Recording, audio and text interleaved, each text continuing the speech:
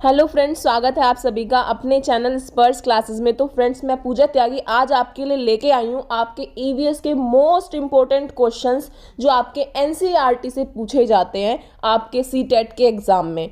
अगर आपने आज ये कंप्लीट क्लास देख ली तो ये मान लीजिए जो आपका एनसीईआरटी वाला पोर्शन है उससे जिस टाइप के भी क्वेश्चन आपके आते हैं एग्ज़ाम में वो सब आपके कवर हो जाएंगे।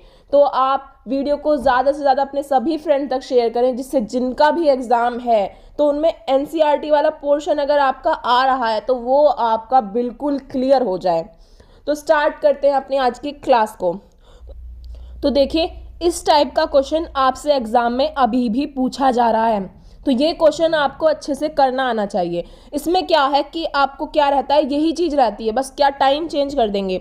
इसमें आपका रहेगा कि एक ट्रेन है वो इस जगह से इस जगह पे जा रही है, तो वो जो निकल रही है मतलब द ट्रेन डिपार्चर फ्रॉम सूरत, तो जो ट्रेन आपकी निकल रही है वो 1945 आवर्स पर निकल रही है और पहुंच रही है 11:45 पर। और निकली कब है वो 29 नवंबर को निकली है और पहुंची कब है आपकी 1 दिसंबर को पहुंची है। तो 1945 को अगर आप कन्वर्ट करेंगे तो ये क्या हो जाएगा आपका 7:45, क्योंकि 12 होता है टाइम पूरा हमारा। 12 के बाद अगर हम काउंट करते हैं तो ये अगर 12 इसमें से माइनस कर दोगे तो कितना टाइम बचेगा 7:45। तो 7:45 पे निकल रही है 29 नवंबर को। तो जब भी आप ये क्वेश्चन सॉल्व करें इसमें आपको पीएम या एएम गिवन नहीं होगा। तो आप जब अपनी ट्रेन को निकाल रहे हैं ना तो ये करिए कि एक बार ये कैलकुलेशन करना, मतलब कैलकुलेशन आपको इस तरह से करनी है कि जो आपकी ट्रेन निकल रही है वो 7:45 पे निकल रही है, पीएम पे निकल रही है। ठीक है, अब ये देखिए 29 को निकली है तो 30 को वो इसी टाइम पे शाम को पहुंचती है, तो उसे पूरे 24 घंटे लग जाते हैं, 24 आवर्स लग जाते हैं। अब नेक्स्ट डे आपका 1 नवंबर को वो पहुंच रही है 11:45 पे, तो उसे आप सुबह को पहुंचाइए। तो 11:45 पे वो पहुंचेगी तो 7:45 से यहाँ पे 7:45 आएगा जो आपका, तो ये टाइम कितना हो जाएगा 12 आवर्स हो जाएगा। और 12 आवर्स के बाद बचा हुआ 7:45 से 11:45 तक जब पहुंचेंगे आप तो 7 से 8 9 10 11, तो आपके कुछ 4 आवर्स हो जाएंगे। तो टोटल आवर्स आपके कितने हो गए 24 + 12 + 4, तो कितना हो गया यहाँ पे 10 हो गया, यहाँ पे 4 हो गया, 40 हो गया आपका टोटल। तो ये आपका आ गया टाइम कि कितना टाइम आपको लगा।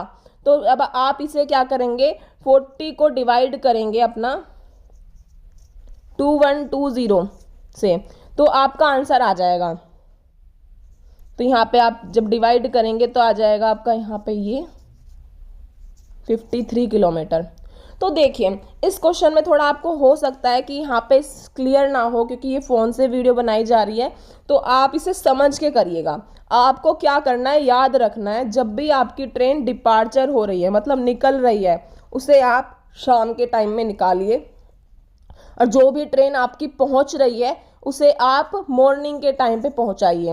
और बीच में पूरा एक दिन का गैप आपको मिलता है, तो एक तो पूरा दिन आपका 24 घंटे लगते ही लगते हैं और बाद के बचे हुए घंटे लगते हैं आपके, तो इन्हें टोटल करना है आपको। तो आई होप आपको ये चीज़ क्लियर हो गई होगी। अब आगे बढ़ते हैं।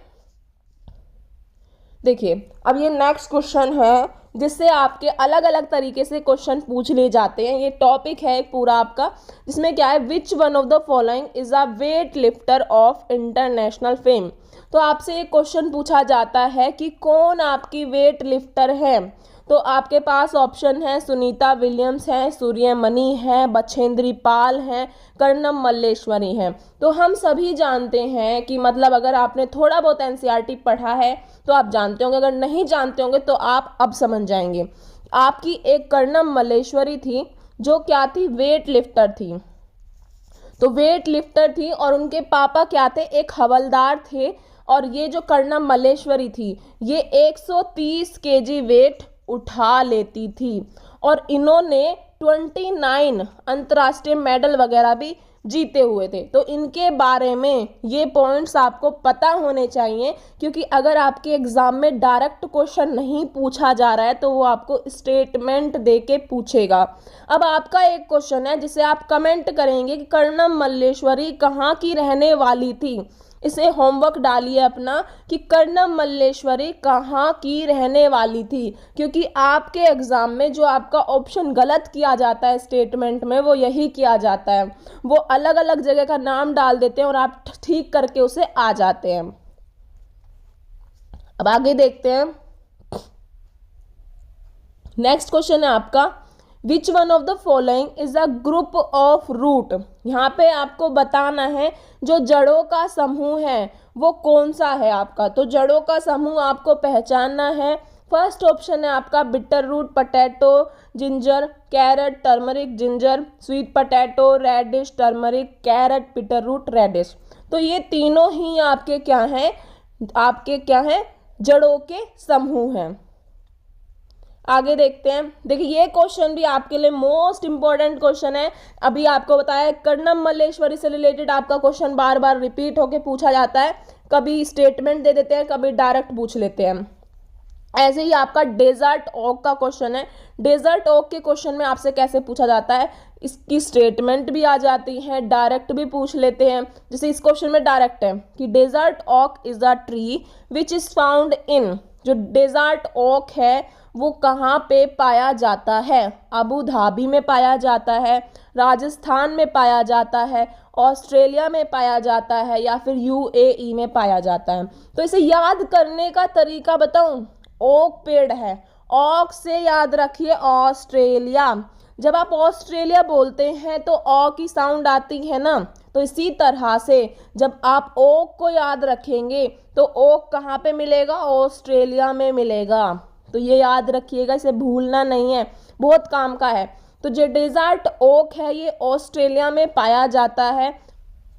तो ऑस्ट्रेलिया के साथ साथ आपको इसके बारे में पता होना चाहिए कि इस पेड़ के बारे में अगर स्टेटमेंट क्वेश्चन आता है तो आपको क्या क्या मिलेगा, और आपको गलत नहीं करना है अगर आपको सही चीज़ें पता हैं। तो इस पेड़ के बारे में आपकी कुछ ऐसी चीज़ें हैं, जैसे ये पेड़ जो है जितनी इसकी लंबाई होती है, मतलब जैसे मान लीजिए ये एक पेड़ है, इसकी लंबाई ये है, तो जो इसकी मतलब जो इसकी जड़ें हैं ना वो कितनी नीचे तक जाएंगी, जितनी इसकी लंबाई है उसकी 3 गुना नीचे तक इसकी जड़ें जाएंगी। और इसके जो तना है, इस तने में क्या होता है, पानी इकट्ठा हो जाता है, और इसे सब लोग क्या करते हैं, एक पतला पाइप डालकर इस पानी को निकालते हैं। तो ये कुछ पॉइंट्स हैं जो आपको इसमें पता होने चाहिए। तो ऑप्शन में कैसे आएगा, ऑप्शन में पहला ऑप्शन रहेगा कि जो इसकी जड़ें होती हैं वो 3 गुना गहराई तक जाती हैं, तो ठीक है। अगर ऑप्शन में आ जाता है 6 गुना गहराई तक जाती हैं तो ये गलत हो जाएगा। आपने पढ़ा है 3 गुना गहराई तक जाती हैं, और वहाँ के लोग एक पतला पाइप डालकर क्या निकालते हैं, इसके तने से पानी निकालते हैं, तो ये बात बिल्कुल सही है। तो आगे देखते हैं आप। तो ये क्वेश्चंस आपके रिपीट होके आते हैं, तो ये आपको बिल्कुल अच्छे से आने चाहिए। अब आगे देखिए, ये नेफेथिंसिस का पौधा है, इसके बारे में भी आपका क्वेश्चन बार बार पूछ लिया जाता है।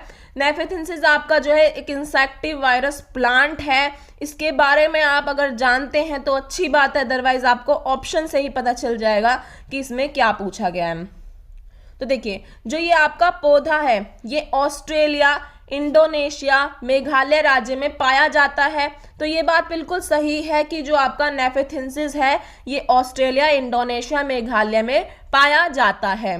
नेक्स्ट ऑप्शन है, it has a picture like shape and mouth is covered by leaf. इसकी एक पिक्चर की तरह शेप होती है, घड़े की तरह इसकी शेप होती है, और इसका जो माउथ है वो एक लीफ से ढका रहता है। तो इस टाइप से ही होता है, कुछ घड़े की तरह शेप होती है और एक पत्ती होती है इसके ऊपर जिससे वो ढका रहता है। और ये क्या करता है, ये कीड़ों को, मेंढक को, चूहों को, इन सबको क्या करता है, अपने अंदर ट्रैप कर लेता है, आकर्षित कर लेता है। तो इसके आप देखिए आगे नेक्स्ट ऑप्शन आपके गलत करेंगे ये, it can trap and eat only insect. तो ये क्वेश्चन आपको बार बार यही फंसाया जाता है कि ओनली स्मॉल इंसेक्ट्स को ये ट्रैप करता है, तो ओनली स्मॉल इंसेक्ट्स को नहीं करता है, ये फ्रॉग को भी करता है, ये आपका चूहों को भी करता है, ये आपका कीड़ों को भी करता है, तो ये सभी को करता है, कुछ स्मॉल इंसेक्ट को नहीं करता है। तो ये बात यहाँ पर गलत है। आगे देखिए, it emit a pleasant sound. तो इसमें कोई साउंड नहीं होती है, इसमें एक क्या होती है, महक होती है, एक स्मेल होती है, जिससे क्या होते हैं, जो सारे ये कीड़े मकोड़े होते हैं सब क्या हो जाते हैं, आकर्षित हो जाते हैं और इसमें जाके फंस जाते हैं। तो याद रखना है, इसमें एक स्मेल होती है, इसमें आपका कोई भी साउंड नहीं होती है। तो क्लियर होगा सभी को। तो ये पॉइंट ही है जो आपको इसमें याद रखने हैं कि ये कहाँ पाया जाता है, ऑस्ट्रेलिया में, इंडोनेशिया में, मेघालय में आपका ये पौधा पाया जाता है। इसकी घड़े जैसी शेप होती है और ये क्या करता है, बहुत सारे जो मतलब हमारे कीड़े होते हैं, फ्रॉग होते हैं, ये हमारे चूहे होते हैं, इन सबको फंसा लेता है और ये एक स्मेल निकालता है। तो ये 4-5 पॉइंट आपको इसके बारे में पता होने चाहिए। अब आगे देखते हैं। देखिए आपका ऑप्शन अब कैसे था, इसमें ऑप्शन आपको इस तरह से दिए थे तो आप कहेंगे कि आपके ए और बी ऑप्शन ही ठीक थे, तो यही हमारा करेक्ट आंसर है। अब देखिए ये डायरेक्शन वाला क्वेश्चन आपका अभी भी पूछा जा रहा है एग्जाम में, मतलब जो आपके एग्जाम चल रहे हैं सीटेट के, उन सभी शिफ्ट में इस टाइप के क्वेश्चन आते हैं। अगर आपका ईवीएस से न्यूमेरिकल टाइप में क्वेश्चन आता है, एक डायरेक्शन का आता है, एक आपका वो ट्रेन वाला आता है, जब भी टाइम वगैरह ट्रेन वगैरह का रिलेटेड क्वेश्चन हमने किया था, या तो इस टाइप का क्वेश्चन आता है। तो देखिए इस क्वेश्चन में हमें डायरेक्शन का क्वेश्चन है, ये बहुत इजी रहता है और एग्जाम में पूछा जा रहा है आपसे। अभी भी शिफ्ट जो चल रही हैं आपकी, एग्जाम चल रहा है सीटेट का, उसमें डायरेक्शन का क्वेश्चन आता है। बहुत सिंपल होता है, अगर आप इजीली करते हैं तो आप इजीली अपनी कॉपी पेन उठा के करके देखिए। एक डॉक्टर है जिसका घर एक्स पर लोकेटेड है और उसका हॉस्पिटल वाई पर लोकेटेड है, कोई सीधा रास्ता नहीं है उनके घर से मतलब हॉस्पिटल तक का। सो डॉक्टर क्या करता है, पहले वो ए पे जाता है जो कि उसका 600 मीटर ड्यू टू ईस्ट है एक्स से, and then goes to B which is 450 metre due to south of A. तो इसे बनाते चलते हैं। सबसे पहले क्या है, वो एक्स पर है, घर पर है अपने। अब घर से कहाँ जा रहा है, so first doctor goes to A which is 600 metre due to east of X. East हमारा क्या होगा, ईस्ट हमारा इधर होगा, 600 मीटर ईस्ट पे जा रहा है वो एक्स के, तो वो कहाँ पहुंच रहा है, ए पे पहुंच रहा है। Then goes B which is 450 metre due to south of A. अब 450 मीटर जा रहा है जो कि साउथ में है, बी पर पहुंच रहा है। नेक्स्ट क्या है उसका, then to C which is 120 metre due to west of B. अब हम बता रहा है कि अब वो सी पे जा रहा है जो कि 120 मीटर बी के वेस्ट में है, तो वेस्ट इधर होगा, तो 120 मीटर हमने यहाँ चला दिया उसे, तो यहाँ पे वो पहुंच गया सी पे। अब क्या है आगे, तो and initially reach the hospital at Y which is 90 metre due to north of C. अब 90 मीटर नॉर्थ में है सी के वाई, तो अब यहाँ पे वो वाई में पहुंच गया। अब आपसे क्वेश्चन में पूछा है कि बताइए with respect to the hospital the correct direction of the doctor house is, कि हॉस्पिटल के रेस्पेक्ट में, तो हॉस्पिटल तो ये है, अब इसके रेस्पेक्ट में डॉक्टर के घर की जो डायरेक्शन है वो क्या होगी। तो यहाँ पे जो हमारा करेक्ट ऑप्शन हो जाएगा, तो देखिए हम इस तरह से जब बनाते हैं तो होता है north south east west, but अगर हम यहाँ देखें तो ये क्या हो जाएगा, नॉर्थ वेस्ट, ये हो जाएगा नॉर्थ ईस्ट। तो जो हमारे इसकी डायरेक्शन होगी यहाँ से, तो यहाँ पे नॉर्थ वेस्ट होगी। तो जो डायरेक्शन होगी इस तरह से हम जब देखते हैं तो यहाँ पे नॉर्थ ईस्ट होती है, यहाँ सॉरी नॉर्थ वेस्ट होती है, नॉर्थ ईस्ट होती है, साउथ ईस्ट होती है, साउथ वेस्ट होती है। तो हमारी जो डायरेक्शन पड़ रही है वो नॉर्थ वेस्ट पड़ रही है, तो इसका हमारा करेक्ट आंसर क्या हो जाएगा, नॉर्थ वेस्ट हो जाएगा। इस टाइप के काफ़ी सारे क्वेश्चंस आप करके देख सकते हैं, रिपीट करके। जब बार बार आप क्वेश्चन करेंगे तो आपको इजीली समझ में आ जाएगा कि किस तरह से करना है। आगे देखते हैं। आगे हमारा क्वेश्चन है, ये क्वेश्चन भी बार बार पूछ लिया जाता है। एक क्वेश्चन तो आपका ये हो गया, Cheraw is the dance from people of. Cheraw कहाँ का डांस है, तो जो चिराओ है वो आपका मिजोरम का डांस है, ये आपको याद रखना है। और इसी टाइप में एक दो क्वेश्चन जो आपसे ज़्यादातर पूछे जाते हैं, जैसे अभी आपका जो 16 का एग्ज़ाम था उसमें पूछा गया था कि जो आपका कुड़ुक है वो कहाँ की लैंग्वेज है, या कुड़ुक से रिलेटेड क्वेश्चन आया था आपका, तो कुड़ुक को आपको झारखंड से याद रखना है। या फिर आपको एक क्वेश्चन आता है कि झारखंड मतलब कहाँ पे लोग जंगल को तोरांग बोलते हैं, जंगल को तोरांग बोला जाता है, वो आपका झारखंड में बोला जाता है। ये कुछ 2-3 क्वेश्चंस हैं जो आपसे बार बार अलग तरीके से पूछ लिए जाते हैं, मतलब सिंगल करके, तो आपको पता होना चाहिए। झारखंड में तोरांग को जंगल बोलते हैं। तो चिराव कहाँ का डांस है? चिराव आपका मिजोरम का डांस है, ना ही झारखंड का है, ना ही मणिपुर का है, ना ही मेघालय का है। आगे देखिए, ये क्वेश्चन आपका मोस्ट इंपोर्टेंट क्वेश्चन है। देखिए इस पे लिखा हुआ भी है इंपॉर्टेंट। ये आपसे या तो इस तरह से पूछा जाता है या फिर आपसे सिंगल पूछ सकते हैं। तो आप ये मत सोचिएगा कि अगर मान लीजिए आपने ये मैचिंग तो कर दिया, क्योंकि आपको एक आंसर पता हो, आपने उसके टिक मार्क करके थोड़ा बहुत तुक्का उक्का लगा के ठीक कर दिया, बट अगर सिंगल पूछ लिया तो कैसे करोगे? तो आपको पता होना चाहिए कि आपकी एनसीईआरटी की बुक में दिया हुआ है, हांगकांग के बारे में ये कहा था कि एक लड़की होती है जो क्या कहती है, अपने मतलब किसी से बोल रही है कि मैं और मेरी माँ क्या खाते हैं, मतलब हम लिंगहू फेन खाना पसंद करते हैं, जो क्या है एक सांप से बनी डिश है। तो जो लिंगहू फेन खाया जाता है हांगकांग में, तो किससे बनी डिश होती है? वो सांप से बनी एक डिश होती है जिसे हांगकांग के लोग खाते थे। ऐसे ही आपका जो केरला है, केरला में एक बॉइल्ड टोपियोका खाया जाता, टैपियोका बोलते हैं इसे, ये करी के साथ खाया जाता है, तो ये आपका इसमें सही होगा।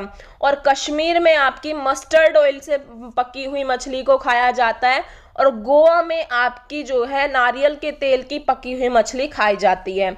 तो आपको ये याद रखना है, चारों पॉइंट आपके दिमाग में फिक्स होने चाहिए। गोवा में आपकी नारियल के तेल की मछली खाई जाएगी, कश्मीर में आपकी सरसों के तेल की पकी मछली खाई जाएगी, केरला में आपका बॉइल्ड टैपियोका खाया जाएगा, और हांगकांग में आपका जो है कुक्ड स्नेक खाया जाएगा। तो देख सकते हैं आपके आंसर इजीली लगा सकते हैं आप। फर्स्ट का आपका 5th था, सेकंड का आपका 1st था, थर्ड का आपका 2nd था, एंड 4th का आपका 3rd था। तो इसलिए आपका करेक्ट आंसर हो जाएगा बी। अब देखिए ये क्वेश्चन क्या है आपका, which one of the following bird species move its neck back and forth with a jerk. मतलब कौन सी आपकी बर्ड स्पीसीज है जो अपनी गर्दन को झटके से पीछे करती है? जो गर्दन अपनी झटके से पीछे करती है, मतलब जो भी अपनी गर्दन झटके से पीछे करेगा, वो कौन है आपकी? वो है आपकी मैना। ये एक और क्वेश्चन पूछ लिया जाता है कि कौन अपनी गर्दन पीछे तक घुमा सकता है? पीछे तक घुमा सकता है, वो कौन है? आपका उल्लू। तो ये दोनों ही क्वेश्चन आपसे रिपीट करके पूछे जाएंगे। अगर ये वाले एग्जाम में ये वाला आ गया तो दूसरे में दूसरा आ जाएगा, इस टाइप से पूछ लिया जाता है। तो आपको याद रखना है, जो झटके से पीछे करती है वो आपकी मैना होती है, और जो आपकी पीछे नहीं करती है, मतलब पीछे तक घुमा सकता है, वो क्या है? आपका उल्लू है। तो देखिए एक साउंड भी आ रही है, पीछे करती है, मैंने क्या बताया? पीछे करती है तो फीमेल है, मैना है। पीछे नहीं करता, पीछे तक घुमा सकता है, तो वो क्या है? उल्लू है, तो मेल हो गया। तो इस तरह से भी याद रख सकते हैं। अब आगे देखते हैं। तो ये क्वेश्चन है आपका, ये भी आपका इंपॉर्टेंट क्वेश्चन है, रिपीट होके पूछ लिया जाता है कि आपके कौन से ऐसे एनिमल हैं, कौन से ऐसे एनिमल का ग्रुप है जो हमसे 4 गुना ज़्यादा देख सकते हैं? तो आपको बताना है हमसे 4 गुना ज़्यादा कौन देख सकते हैं। तो आपका ऑप्शन है बीज हैं, मॉस्किटोज हैं, बटरफ्लाई है, आपका टाइगर है, लिपार्ड्स है, बल्स है, स्नेक है, सिल्कवॉर्म है, लिजार्ड है, काइट है, ईगल है, वल्चर है। तो इसका जो आपका करेक्ट आंसर है वो आपका यही होगा, काइट, ईगल, वल्चर। ये जो है ये एक ऐसे जानवर हैं जो, मतलब एनिमल्स ही कहेंगे, हाँ, मतलब ऐसे जानवर हैं जो हमसे 4 गुना अधिक देख सकते हैं। ये बहुत ज़्यादा तेज शातिर होते हैं, हमसे 4 गुना ज़्यादा देख सकते हैं। तो याद रखना है काइट, ईगल एंड वल्चर हैं जो हमसे 4 गुना ज़्यादा देख सकते हैं।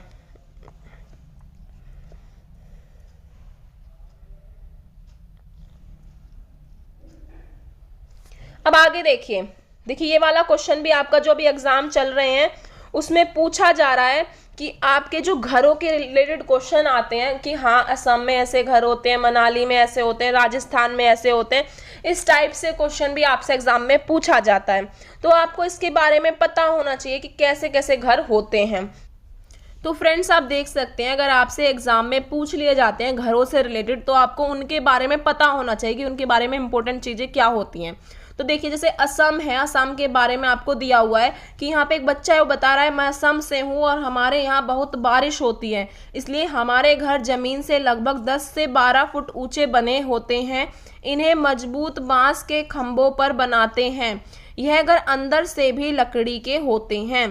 तो अगर असम के बारे में आ रहा है तो आपको पता होना चाहिए वहाँ के जो घर हैं वो बांस के खंभों पर बनाए जाते हैं, 10 से 12 फुट ऊंचे बनाए जाते हैं, और घर जो होते हैं अंदर से किसके होते हैं, लकड़ी के होते हैं। और वहाँ पे क्या होती है, बारिश बहुत ज़्यादा होती है। तो देखिए अभी हमने असम, राजस्थान और मनाली के बारे में पढ़ा, तो ये यहाँ पे ब्लर हो रहा है, क्वेश्चन कट हो रहा है। यहाँ पे आपका एक क्वेश्चन ही पूछा गया था कि कौन सा विलेज है जहाँ पे बारिश बहुत ज़्यादा होती है एक तरह से, तो वो हमारा असम है जहाँ पे बारिश बहुत ज़्यादा होती है। तो असम के बारे में आपको पता ही चल चुका है कि असम में बारिश बहुत ज़्यादा होती है और वहाँ के घर 10 से 12 फुट ऊंचाई पे बांस के खंभों पर बनाए जाते हैं। देखिए मैंने कहा था ना आपसे, एक क्वेश्चन आपका कुडुख से पूछा जाता है, तो देखिए यहाँ पे भी आ गया और ये आपका अभी एग्जाम में लेटेस्ट पूछा भी गया है। तो कुडुख हुआ, चिराव हुआ, या आपका फिर तोरांग से रिलेटेड हुआ, ये क्वेश्चन आपके रिपीट हो जाते हैं, 3-4 क्वेश्चन है, तो ये आप याद रखिए। जो कुडुख है वो कहाँ के लोगों की लैंग्वेज है, मिजोरम के लोगों की लैंग्वेज है, मणिपुर के लोगों की लैंग्वेज है, अरुणाचल प्रदेश के लोगों की लैंग्वेज है, या फिर झारखंड के लोगों की लैंग्वेज है।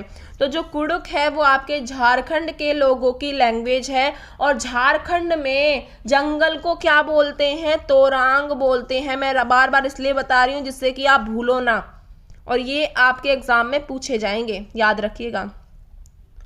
एक क्वेश्चन और है, ये आपका इसमें पेडागोजी आ गया, कोई बात नहीं, डिस्कस कर लेते हैं। As per NCF 2005 national curriculum framework के according which among the following is the theme of EVS. तो इसमें से कौन सी थीम है ईवीएस की? तो हमारी जो थीम है, थीम हमारी 6 थीम होती हैं, जिसमें मैंने समझाया हुआ है कि आप किस तरह से याद कर सकते हैं। हमें क्या चाहिए, फैमिली फ्रेंड्स चाहिए, अपने लिए खाने के लिए भोजन चाहिए, फूड चाहिए, रहने के लिए शेल्टर चाहिए, काम चाहिए, कुछ ना कुछ things we may can do चाहिए, ट्रेवल चाहिए, जाने के लिए घूमने के लिए ट्रेवल भी चाहिए। तो ये सब चीज़ें क्या हो जाती हैं, हमारी जो रियल लाइफ से कनेक्टेड हैं एक तरह से, ये हमारी थीम हो जाती हैं। तो इसमें से वेदर हमारी थीम नहीं है, सोलर सिस्टम भी थीम नहीं है, एनर्जी भी थीम नहीं है, तो फूड हमारा यहाँ पे थीम हो जाएगा।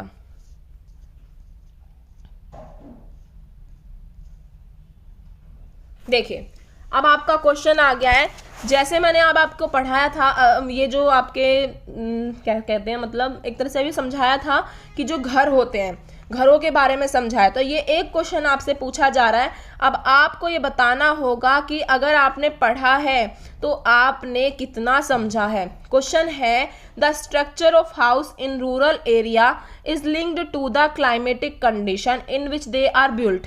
There is a village where house है फॉलोइंग फीचर। तो आपको बताना है कहाँ के घर हैं। House are made on strong bamboo pillar. घर जो है वो स्ट्रॉन्ग बैम्बो पिलर पे बनाए जाते हैं। तो देखिए आपके एग्ज़ाम में आपके पास ऑप्शन रहेगा हिंदी से इंग्लिश में चेंज करने का। अगर आपको इंग्लिश में समझ में नहीं आ रहा है तो आप चेंज कर सकते हैं। वैसे ट्राई करिए कि एक लैंग्वेज में कर सके, क्योंकि टाइम ही वेस्ट होता है। तो अगर नहीं समझ में आ रहा है उस केस में आप चेंज करिएगा। तो हाउस जो हैं वो स्ट्रॉन्ग बैम्बो पिलर पर बनाए जा रहे हैं। Inside of house is also made of wood. जो घर हैं वो लकड़ी के हैं। और जो house are made almost 3 metre to 3.5 metre about the ground. Roof are made with slope. तो यहाँ पे ये जो सारी विशेषताएं हैं, बैम्बो पिलर पे बनाए जा रहे हैं, 3 मीटर से 3.5 मीटर ऊंचे बनाए जा रहे हैं, ये सब कहाँ की विशेषताएं हैं? असम के घर की, उत्तर प्रदेश की, राजस्थान की, बिहार की। तो ये असम के घर हैं। अब आप कहेंगे मैम आपने तो बताया था 10 से 12 फुट ऊंचे बनाए जाते हैं, तो मैंने 12 फुट बोला था। अगर मीटर में आता है तो आपको मीटर में क्या आएगा, 3 मीटर टू 3.5 मीटर आपका होगा। तो ये आपको याद रखना है। ऐसे ही क्वेश्चन आएंगे जैसे जैसे टॉपिक रहते हैं। नेक्स्ट क्वेश्चन है आपका, Warli is a traditional art from, मतलब जो आपका वर्ली है, ये जो आर्ट है ये कहाँ की है, कौन से स्टेट की है? महाराष्ट्र की है, उड़ीसा की है, राजस्थान की है, बिहार की है। तो ये आपका करेक्ट आंसर होता है, वर्ली जो है महाराष्ट्र की आर्ट है। नेक्स्ट क्वेश्चन देखिए, नेक्स्ट क्वेश्चन में क्या कहा है, नेबरिंग स्टेट ऑफ तमिलनाडु, ये क्वेश्चन भी रिपीट होता है, तमिलनाडु का पूछ लेंगे या फिर केरला का पूछ लेंगे। तो आपको पता होना चाहिए कि जो आपका तमिलनाडु का नेबरिंग स्टेट है वो कौन कौन सा है। केरला, कर्नाटक, आंध्र प्रदेश है, केरला गुजरात कर्नाटक है, आंध्र प्रदेश गोवा कर्नाटक है, गोवा कर्नाटक केरला है। तो आप देखते हैं तमिलनाडु आपका नीचे आता है कहीं, तो वहाँ से गुजरात तो आएगा ही नहीं, गोवा भी नहीं आएगा, तो आपके तो कट ही जाएंगे क्योंकि गुजरात और गोवा तो आपका ऊपर की साइड रहेगा।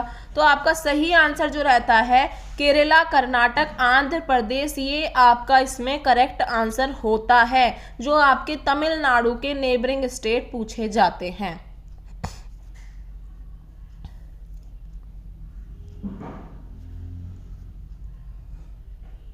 देखिए फिर से आपका कर्णम मल्लेश्वरी का क्वेश्चन, ये कहीं ना कहीं किसी एग्जाम में पूछा गया आपसे। तो ये किस तरह से पूछा है, जो मैंने आपको इससे रिलेटेड फैक्ट थे वो कुछ कुछ बताए थे और आप यहाँ पे क्लियर कर सकते हैं कि यहाँ पे अबाउट कर्णम मल्लेश्वरी है, आपको बताना है स्टेटमेंट में कौन कौन सी स्टेटमेंट सही है और कौन सी गलत है। तो देखिए पहला स्टेटमेंट है, she is a weight lifter of international fame, कि वो एक वेट लिफ्टर थी और उनका बहुत ज़्यादा इंटरनेशनल फेम था। तो सही बात है, वो एक वेट लिफ्टर थी। शी इज़ फ्रॉम कर्नाटक, वो कर्नाटका से नहीं थी। ये क्वेश्चन वैसे मैंने आपको होमवर्क में दिया था कि आप करके लेके आएंगे, बट देखिए यहाँ पे आ ही गया है। तो आपको इस तरह से पागल बनाया जाता है कि वो कर्नाटक की थी, नहीं थी। वो कहाँ की रहने वाली थी, वो आंध्र प्रदेश की रहने वाली थी। ये याद रखिएगा, कर्णम मल्लेश्वरी आंध्र प्रदेश की रहने वाली थी। और ऑप्शन में हमेशा कर्नाटक और कुछ दे देंगे, महाराष्ट्र दे देंगे, ऐसे ऐसे दे देते हैं, तो आपको गलत नहीं करना है। तो वो कर्नाटक से नहीं थी। द सेकेंड नेक्स्ट ऑप्शन है आपका, she has many record to her credit, she could lift weight up to 130 kg, कि उन्होंने बहुत सारे रिकॉर्ड बनाए हुए थे और वो कितना वेट उठा लेती थी, अप टू 130 kg वेट वो उठा लिया करती थी। तो 130 kg वो वेट उठा लिया करती थी। She started lifting wait when she was 12 year old, उन्होंने 12 साल की उम्र से ही वेट उठाना शुरू कर दिया था। तो ये बात बिल्कुल सही है। तो आई थिंक इसके ऑप्शंस आपको यहाँ पे गिवन नहीं है, तो ये आप ये मान लीजिए, अगर आपको यहाँ पे स्टेटमेंट अगर तीनों सही लग रही हैं, वैसे इस वाले स्टेटमेंट में आई थिंक यहाँ पे ये चीज़ गड़बड़ है कुछ, ये क्वेश्चन अधूरा सा लग रहा है। इस क्वेश्चन में ज़्यादातर क्या होता है, सिर्फ आपसे बोलते हैं कि वो इस टाइम मतलब अब वो कितना वेट उठा लेती हैं, 130 kg वेट उठा लेती हैं। तो आपको याद रखना है बस कि जो कर्नाटक है ये आप गलत नहीं करेंगे, वो आंध्र प्रदेश से थी। तो इसका ऑप्शन ऐसे आएगा कि ए और बी सही है, ए सी डी सही है, ए डी सही है या ए बी सही है, इस टाइप से स्टेटमेंट रहेंगी। अब आपको अपने आंसर को देख के लगाना होगा टिक।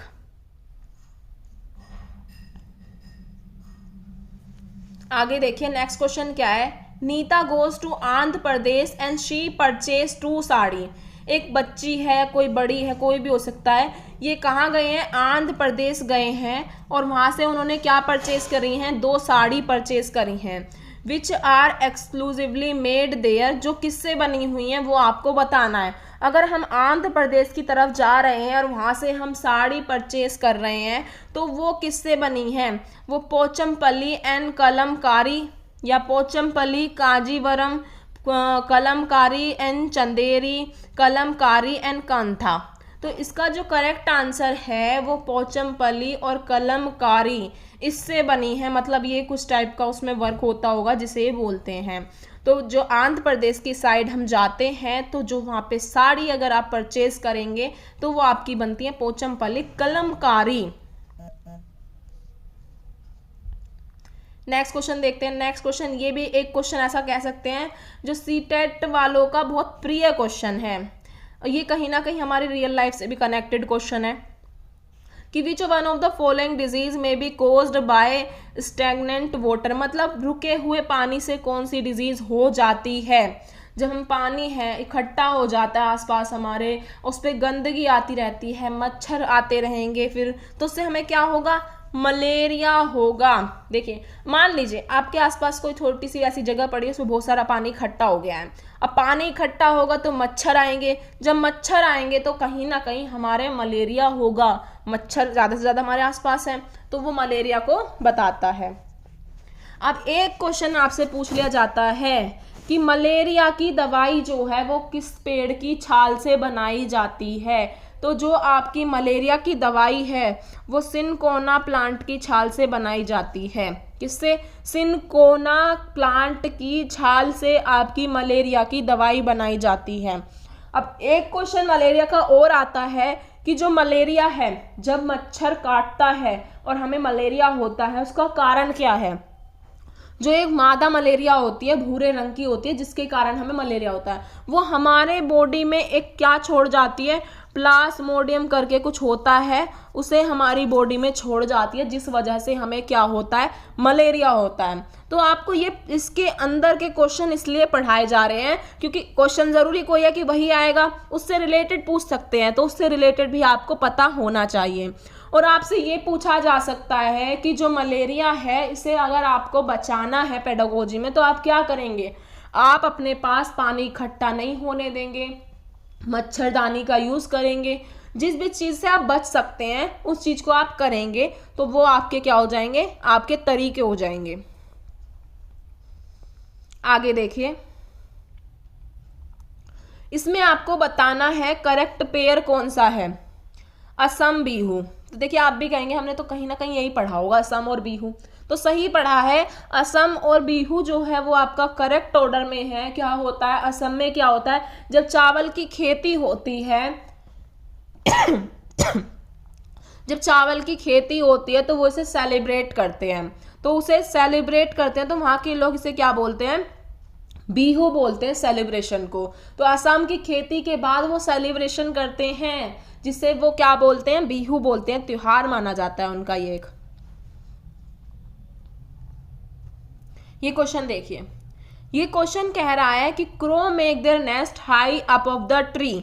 जो कौवा होता है वो अपना जो घोंसला बनाता है वो बहुत ऊंचाई पर बनाता है।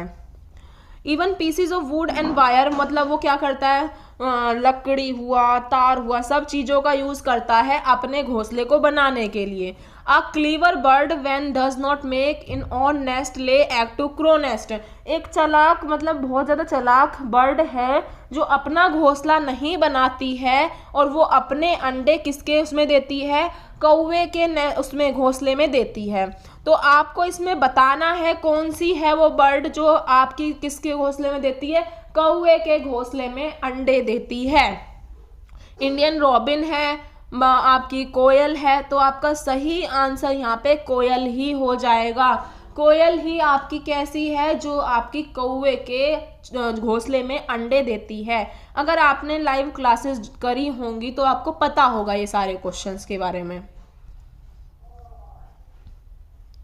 नेक्स्ट क्वेश्चन है आपका, which one of the following is not a seed.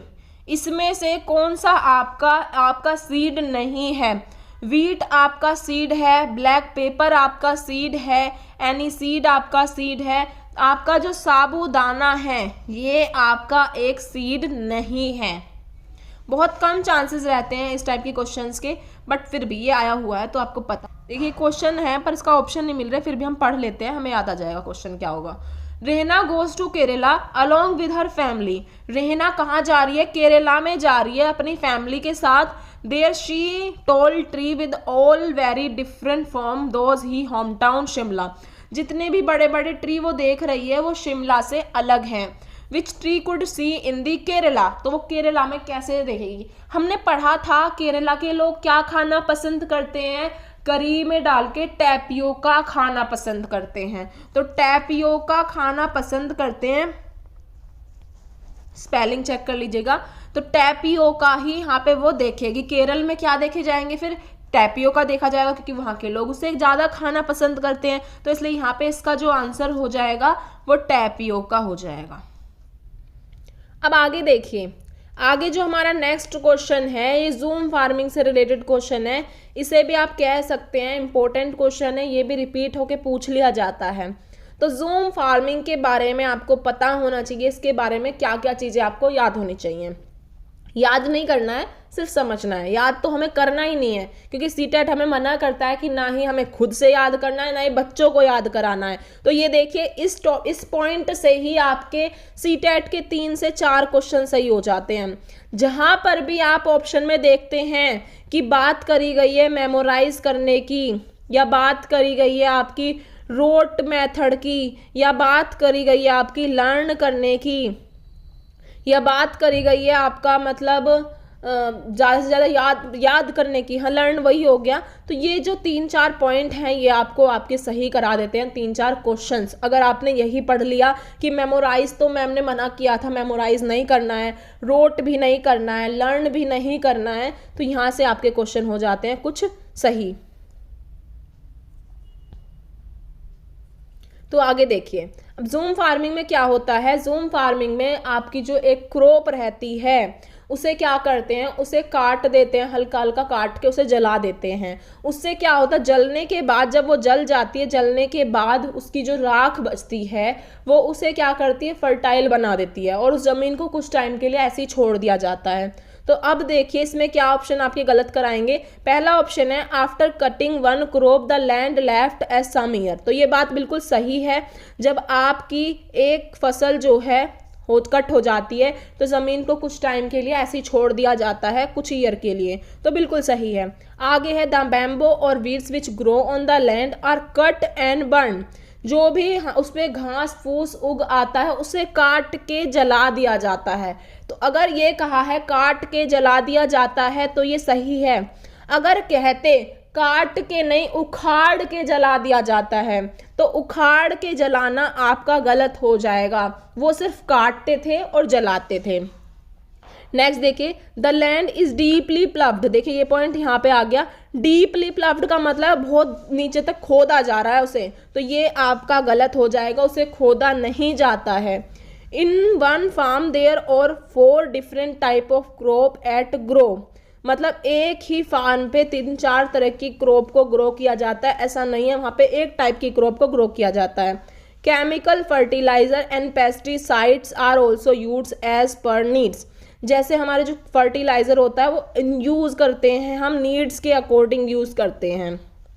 तो इसका जो करेक्ट आंसर हो जाएगा इसमें ABD होगा, क्योंकि यहाँ पे हम केमिकल फर्टिलाइज़र भी ऐसा कुछ यूज़ नहीं करते हैं।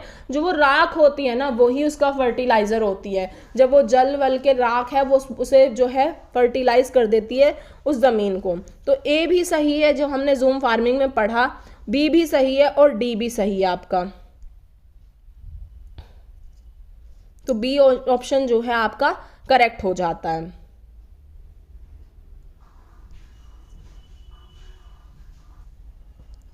तो फ्रेंड्स आगे देखिए, आगे हमारा क्वेश्चन है। एक हमारा क्वेश्चन तो हमने बताया था आपसे, ये पूछ लिया जाता है कि जो पानी इकट्ठा होने से कौन सी डिजीज़ होती है, तो हमने मलेरिया बता दिया था।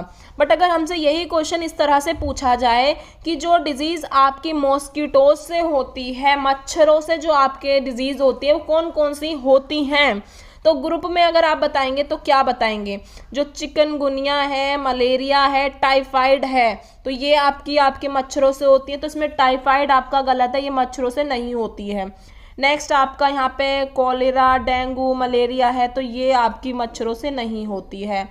नेक्स्ट आपका चिकनगुनिया, डेंगू, मलेरिया, तो चिकनगुनिया, मलेरिया, डेंगू ये तीनों जो हैं आपकी मच्छरों से होने वाली डिजीज़ होती हैं।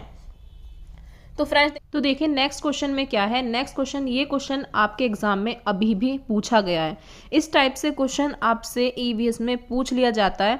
तो ये देख सकते हैं कि आपसे ये पूछा है कि आपने मैप में 1 सेंटीमीटर को 110 मीटर दिखाया है। मैप होता है जिसमें आपने 1 सेंटीमीटर को 110 मीटर दर्शाया है।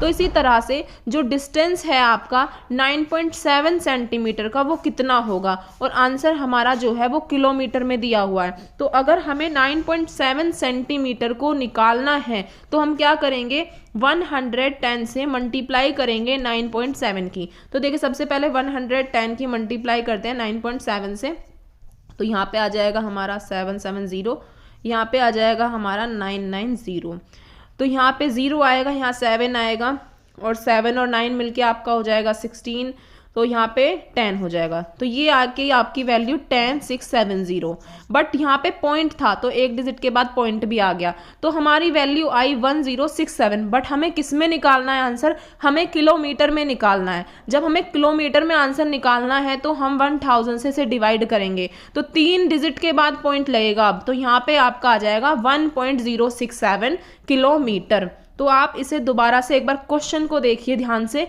जिससे कि आपको समझ में आए कि आपको 1 सेंटीमीटर की जो वैल्यू है, 1 सेंटीमीटर आपको दिया है 110 मीटर, मैप में आपको 9.7 सेंटीमीटर दिखाना है, तो इसको मल्टीप्लाई करके ये आपका आ जाएगा। अगर 1 की वैल्यू 110 है, 9.7 की वैल्यू क्या होगी, वो मल्टीप्लाई करके आएगी, बट वो आएगी सेंटीमीटर में, आपको निकालनी है किलोमीटर में। अब किलोमीटर में निकालने के लिए आप क्या करेंगे, 1000 से डिवाइड करेंगे, तो आपका आंसर आ जाएगा 1.067। तो ये क्वेश्चन आपका पूछा जा रहा है ईवीएस में, तो इसलिए ही इस क्वेश्चन को यहाँ पे लेके आए हैं। अब आगे देखिए, अब नेक्स्ट क्वेश्चन जो है ये हमारा एलिफेंट से रिलेटेड क्वेश्चन है, और ये भी आपका मोस्ट इंपॉर्टेंट क्वेश्चन माना जाता है। तो इसमें आपका स्टेटमेंट बेस्ड पूछा जाता है, तो आप ये तभी कर पाते हैं जब आपको इसके बारे में सही जानकारी हो। तो देखिए, जो एलिफेंट होता है आपका, ये love to play with muddy water and keep their skin cool, मतलब कि ये जो कीचड़ होती है उसमें खेलना या बैठना पसंद करता है, क्योंकि इसकी बॉडी को क्या मिलती है, ठंडक मिलती है। तो ये बात सही है, एलिफेंट जो होता है वो कीचड़ में खेलना पसंद करता है। नेक्स्ट है, most elephant like to take rest और स्लीप 10 आवर्स। तो ये पॉइंट आपका गलत है। जो एलिफेंट होता है वो 2 से 4 घंटे ही सोता है या रेस्ट करता है। तो ये आपको पता होना चाहिए कि एलिफेंट कितनी देर तक रेस्ट करता है, सोता है, तो वो 2 से 4 घंटे का रेस्ट लेता है जिसमें वो सोता है। आगे देखिए, आगे नेक्स्ट पॉइंट क्या है आपका कि 3 months old elephant weight about 200 kg। तो जो 3 महीने का बच्चा होता है एलिफेंट में, उसका वेट कितना होता है, 200 kg होता है। तो ये पॉइंट भी आपका सही है। नेक्स्ट है आपका, most adult elephant eat about 100 kg of leaves.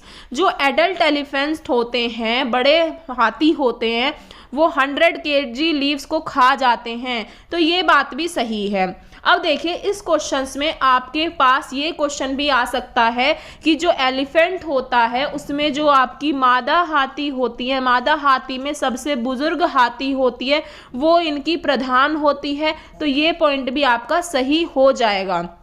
और एक पॉइंट और इससे रिलेटेड आप याद रखेंगे कि जो एलिफेंट में आपके जो मेल हाथी होते हैं वो 14 से 15 वर्ष की आयु में झुंड को छोड़ के चले जाते हैं, जिस वजह से मादा हाथी प्रधान मानी जाती है। तो 14 से 15 साल की उम्र में वो छोड़ जाते हैं, और एक एलिफेंट का जो ग्रुप होता है उसमें 10 से 12 आपकी मादा हाथी होती हैं और कुछ उनके बच्चे होते हैं। तो ये आपका पूरा एलिफेंट के बारे में कंटेंट है जो आपको पता होना चाहिए। और कभी कभी ये वाला पॉइंट आपका गलत कर दिया जाता है कि जो हाथी है, एडल्ट हाथी है, वो 100 kg नहीं 200 kg पत्ते और टहनियाँ खाता है। तो ये गलत है, वो 100 kg ही खाता है। तो इसका जो करेक्ट आंसर आपका हो जाएगा वो आपका होगा, फर्स्ट आपका ठीक था, एंड थर्ड आपका ठीक था, फोर्थ आपका ठीक था, बट गलत था आपका सेकंड वाला, जिसमें कहा था 10 घंटे सोता है, बट वो सोता कितने घंटे है, 2 से 4 घंटे ही वो सोता है। तो इसका सही आंसर आपका हो जाएगा आपका फर्स्ट, थर्ड और फोर्थ। आगे देखते हैं। देखिए, ये क्वेश्चन है आपका मधुबनी पेंटिंग को लेके। तो यहाँ पे आपको बताना है मधुबनी पेंटिंग से रिलेटेड क्या बात यहाँ पे आपकी सही है। To make this painting indigo turmeric colours from flowers and trees etcetera are use. जो आपकी मधुबनी पेंटिंग बनाई जाती है उस पेंटिंग में आप इंडिगो, आपका टर्मरिक कलर्स, फ्लावर्स, ट्रीज, इन सब का यूज करते हैं। नेक्स्ट ऑप्शन मतलब नेक्स्ट पॉइंट है आपका, the painting show human beings, animal, trees, flower, birds, fish. उस पेंटिंग में मनुष्यों को, जानवरों को, ट्रीज को, बर्ड्स को, इन सबको दर्शाया जाता है। It is a very old form of folk art and it name after the place Madhubani. ये बहुत पुरानी एक चित्रकला है जिसका नाम मधुबनी मतलब एक जिला था जिसके ऊपर पड़ा, तो ये बात भी सही है। Madhubani is as well as district of Rajasthan. जो मधुबनी है वो पेंटिंग जो है, मधुबनी जो डिस्ट्रिक्ट है वो राजस्थान का है, तो ये ऑप्शन इसमें सही नहीं है। तो ये आपका करेक्ट आंसर जो हो जाएगा ए, बी एंड सी इसमें आपका करेक्ट होगा। तो आपको बताना है कि जो मधुबनी है, मधुबनी किस डिस्ट्रिक्ट का पार्ट है। राजस्थान का तो है नहीं, तो आप बताएंगे इसका आंसर कमेंट बॉक्स में कि मधुबनी किस डिस्ट्रिक्ट का पार्ट है। इससे क्या होगा, आपका क्वेश्चन गलत नहीं होगा एग्जाम में। अगर आपने यहाँ बता दिया और ये एग्जाम में आ गया तो आप डेफिनेटली सही करके आएंगे। तो मधुबनी किस डिस्ट्रिक्ट का पार्ट है वो आप कमेंट बॉक्स में बताइएगा। अदरवाइज मधुबनी की आपको तीनों चीज़ें याद रखनी है। मधुबनी आपकी एक पेंटिंग है जिसमें आप फूलों के रंगों को मिला के, हल्दी और फ्लावर सभी को मिला के इस पेंटिंग को बनाते हैं। और इसमें क्या करते हैं आप, इसमें आप एनिमल्स को, फ्लावर्स को, फिश को, इन सभी को दर्शाते हैं। इसका नाम एक मधुबनी जिले के वजह से मधुबनी पड़ गया था। ये पॉइंट्स के लिए इम्पोर्टेंट है। आगे बढ़ते हैं। आगे नेक्स्ट क्वेश्चन है आपका, a bird make it nest high upon tree, the bird could be. देखिए ये क्वेश्चन फिर से आ गया। ये क्वेश्चन आपका पहले भी किसी एग्जाम में पूछा गया था सीटेट के, फिर से दोबारा से पूछा गया था। उसमें आपका पूरा एक बड़ा बड़ा क्वेश्चन दिया हुआ था कि एक वो है कोआ है जो क्या करता है, अपना नेस्ट बहुत ऊंचा बनाता है। उसमें कौन सी बर्ड है जो उसके कोए के उसमें अंडे देती है, तो वो तो आपकी थी यहाँ पे मैना क्या करती है, कोए के उसमें अंडे देती है। बट उस क्वेश्चन में बता दिया था कि कोया अपना सबसे ऊंचे पे क्या बनाता है, घोंसला बनाता है। अब इस क्वेश्चन में सिर्फ आपसे इतना पूछ लिया गया है कि जो बर्ड है make nest high up of the tree, मतलब कौन है जो बिल्कुल ऊंचे पे अपना घोंसला बनाता है, तो वो आपका क्रो ही होता है। तो देखिए फ्रेंड्स, इसमें आपसे इनसे रिलेटेड क्वेश्चन पूछ लिए जाते हैं कि एक क्वेश्चन आपसे पूछ लिया जाता है कौन है जो आपका कैक्टस के कांटों के बीच और मेहंदी की मेद के बीच में आपका घोंसला बनाता है। वो होता है आपका फाख्ता करके होता है, जिसे आप ये बोल देते हैं कोलम बी डाई ऐसे करके इसका कुछ प्रोनाउंसिएशन होता है। ये आपका होता है जो आपका कैक्टस के कांटों के बीच में और मेहंदी की मेद के बीच में आपका घोंसला बनाता है। दूसरा एक आपसे क्वेश्चन पूछ लिया जाता है कौन सड़क के किनारे घोंसला बनाता है, तो इंडियन रोबिन होती है। ये होती है आपकी इंडियन रोबिन, जो कहाँ पे घोंसला बनाती है, जो आपकी सड़क के किनारे पत्थरों के बीच में अपना घोंसला बनाती है। तो ये क्वेश्चन आपसे पूछे जाते हैं तो इसलिए आपको बताया जा रहा है। ऐसे ही आपसे पूछ लेते हैं कि बसंत गोरी जो होती है वो कहाँ पे अपना घोंसला बनाती है, तो जो बसंत गोरी होती है वो पेड़ के तने में गहरा छेद करके अपना घोंसला बनाती है। ऐसे ही एक क्वेश्चन और है कि डाली पर लटकते हुए कौन घोंसला बनाता है, डाली पर लटकते हुए आपका घोंसला बनाता है शक्कर खेरा करके होता है, जो डाली पे लटक के अपना घोंसला बनाता है। तो ये कुछ इनसे रिलेटेड क्वेश्चन आपसे रिपीट करके चेंज करके पूछे जा सकते हैं, क्योंकि ये वाला क्वेश्चन यहाँ पे पूछा गया है तो अगले एग्जाम में कुछ भी चेंज करके पूछा जा सकता है। जैसे इस ऑप्शन में आपका इंडियन रॉबिन दिया हुआ है तो इंडियन रॉबिन से रिलेटेड ही पूछने लग जाए। तो इंडियन रॉबिन क्या करती है, सड़क के किनारे अंडे देती है, बीच में सड़क के किनारे पत्थरों के बीच में अंडे देती है, वहाँ पे घोंसला बनाती है, क्योंकि वो अंडे देने के लिए ही घोंसला बनाते हैं। आगे देखते हैं अब, there are animal that awake at night, कौन से एनिमल हैं जो नाइट में, this animal can see only, मतलब जो एनिमल हम कहते हैं जानवर रात में कौन सा रंग देखते हैं, ये भी पढ़ाया हुआ है कहीं, violet and blue colour, green and yellow colour, black and white colour. तो रात में जागने वाले, जो रात में जागते हैं, रात में जागने वाले जो जानवर हैं वो सिर्फ कौन सा कलर देख पाते हैं, वो सिर्फ काला और सफ़ेद रंग देख पाते हैं, काला और सफ़ेद रंग ही देख पाते हैं जो आपके रात में जागते हैं। ये क्वेश्चन भी काफ़ी बार पूछ लिया गया है आपके एग्ज़ाम में। अब आगे चलिए, आगे देखते हैं। हेलो फ्रेंड्स, तो देखिए इस क्वेश्चन में आपको क्या करना है। इस क्वेश्चन में आपको ये डायग्राम दिया हुआ है और इसमें एक एनिमल एक्स है और एक एनिमल वाई है। अब इसमें जो शेडेड पोर्शन है उसमें दिया गया है कि इतना जो है वो सो रहा है, ये वाला एनिमल इतना सो रहा है, ये वाला एनिमल इतना सो रहा है। तो इसमें जो ये सारा पूरा चक्कर है इसको 24 आवर्स को डिनोट करता है। तो ये जो टोटल इसमें बॉक्सेस बने हुए हैं टोटल, जैसे आप देख सकते हैं 1 2 3 4 5 6 7 8 9 10 11 12, तो 12 बॉक्सेस जो हैं ये 24 आवर्स को बताते हैं। तो अब आपको बताना है कि x जो है वो कितने घंटे सो रहा है और y जो है वो कितने घंटे सो रहा है। तो देखिए इसमें जो दो कॉलम है उनकी वैल्यू क्या होगी, जब एक कॉलम की वैल्यू क्या है 2 हो जाएगी, 12 से डिवाइड करोगे तो 2 आ जाएगी। एक कॉलम की वैल्यू 2 है तो 2 कॉलम की वैल्यू क्या हो जाएगी 4 हो जाएगी। ऐसे ही यहाँ पे देखिए 1 2 3 4 5 6 7 8 9, 9 कॉलम की वैल्यू क्या हो जाएगी 18 हो जाएगी। तो जो x एनिमल है वो तो 4 आवर्स सो रहा है और जो y एनिमल है वो आपका 18 आवर्स सो रहा है। तो आंसर आपका क्या हो गया यहाँ पे C हो गया, x sleep 4 hours and y sleep 18 hours. आगे देखते हैं। आगे हमारा क्वेश्चन है व्हाट इज द डेड सी। तो डेड सी क्या होता है, डेड सी का मतलब होता है हमारा मृत सागर।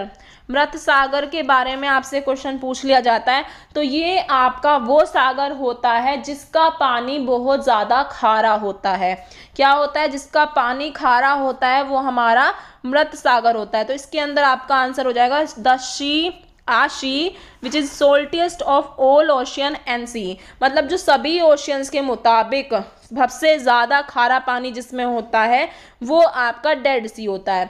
और एक क्वेश्चन और पूछ लिया जाता है कि डेड सी में अगर 1000 ग्राम हमारा वाटर है, मतलब 1000 ग्राम, मतलब ये मान लो 1 लीटर में 300 ग्राम आपका जो है क्या पाया जाएगा, सोल्ट पाया जाएगा।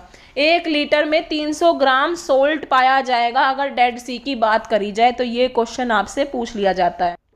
ये क्वेश्चन देखिए, इस क्वेश्चन में कहा है the name of the scientist who first peeped into a mouth, stomach and probed the mosquito spread malaria for his research was awarded Nobel Prize। तो मतलब बताइए कौन थे जिन्होंने मच्छर के पेट में झांका था और जिन्हें इस पे एक नोबल प्राइज भी मिला था। तो आपके पास ऑप्शन है चार्ल्स डार्विन थे, या फिर हमारे जॉर्ज मेंडल थे, या फिर हमारे जॉर्ज मिस्टल थे, या फिर हमारे रोनाल्ड रोस थे। तो रोनाल्ड रोस थे जिन्हें क्या मिला था, एक नोबल प्राइज भी मिला था और जिन्होंने सबसे पहले मच्छर के पेट में झांका था। तो अगर हमारा ये क्वेश्चन पूछा जाएगा तो इसका आंसर हमारा होगा रोनाल्ड रोस। नेक्स्ट क्वेश्चन देखिए, नेक्स्ट क्वेश्चन में क्या पूछा है, रजत सेड टू हिज फ्रेंड। रजत है जो अपने दोस्त से बता रहा है I can't play because I am down with fever. मैं खेल नहीं सकता क्योंकि मुझे बहुत ज़्यादा फीवर है। I pass through a cycle of shivering fever and headache and finally sweating, कि मैं जैसे साइकिल से जा रहा था मुझे बहुत ज़्यादा एकदम से ठंड सी लगी और मुझे एकदम से बुखार हो गया, सर में दर्द हो गया, फिर मेरे को पसीने आने लगे। तो बाद में जब मैं डॉक्टर के पास गया, मतलब after my blood test, doctor prescribe me a bitter medicine, और डॉक्टर ने मुझे बहुत कड़वी दवाई दी। तो जहाँ पे जो रजत है वो कौन सी बीमारी से सफ़र कर रहा है वो आपको बताना है। तो जब ऐसी कंडीशन होती है तो उस टाइम पे बच्चा जो है मलेरिया से, वो कहते हैं ना मलेरिया का मरीज है, तो उस टाइम पे उसको ऐसी प्रॉब्लम आती हैं। तो ज़्यादातर आपसे मलेरिया से रिलेटेड ही क्वेश्चन पूछा जाता है, बहुत कम टाइफाइड वगैरह के क्वेश्चन रहते हैं। मलेरिया का टॉपिक आपकी एनसीईआरटी में है, इसलिए मलेरिया से रिलेटेड ही पूछते हैं घुमा फिरा के आपसे क्वेश्चन। और मलेरिया की दवाई किससे बनती है वो मैंने बता दी थी आपको, सिनकोना की छाल से आपकी मलेरिया की दवाई बनती है। नेक्स्ट क्वेश्चन देखिए, नेक्स्ट क्वेश्चन है आपका who was Al Biruni. Al Biruni कौन थे वो आपको बताना है। Qutb Shahi sultan who ruled our country about 40 year, कि वो कुतुब शाही सुल्तान मतलब जो हमारे यहाँ पे 40 साल से रूल कर रहे हैं। A trader for Afghanistan who come to study the dry fruits में मार्केट ऑफ कंट्री, पहली बात तो वो अफगानिस्तान के नहीं थे। अगर आपसे क्वेश्चन में पूछ लिया जाए अल ब्रूनी कहाँ के थे, तो अल ब्रूनी आपके उज्बेकिस्तान के मुसाफिर थे। ये क्वेश्चन भी आ जाता है इससे रिलेटेड, उज्बेकिस्तान के मुसाफिर थे। आगे देखिए, तो ये देखिए, ये बिल्कुल सही ऑप्शन है आपका कि a traveller from Uzbekistan who wrote a book which is helpful to know the past of our country. एक उज्बेकिस्तान से आए मुसाफिर थे जिन्होंने एक किताब लिखी थी जो हमें पास्ट के बारे में जानने के लिए हेल्पफुल होती है। तो ये बात बिल्कुल सही है, उज्बेकिस्तान से आए थे, उन्होंने किताब लिखी थी और उन्होंने हमारे भारत के आर्किटेक्चर की बहुत ज़्यादा प्रशंसा भी की थी। इसी वजह से उन्होंने उसके ऊपर एक किताब लिखी, जिससे अगर हम पढ़ते हैं तो हम हिस्ट्री को जान पाते हैं। देखिए, ये क्वेश्चन आपसे पहले भी किसी एग्जाम में पूछा था, फिर से ये क्वेश्चन रिपीट हो गया आई थिंक। तो ये देखिए, बार बार रिपीट होके पूछे जाते हैं, कुछ क्वेश्चंस ऐसे रहते हैं। Animal are awake at night can see object.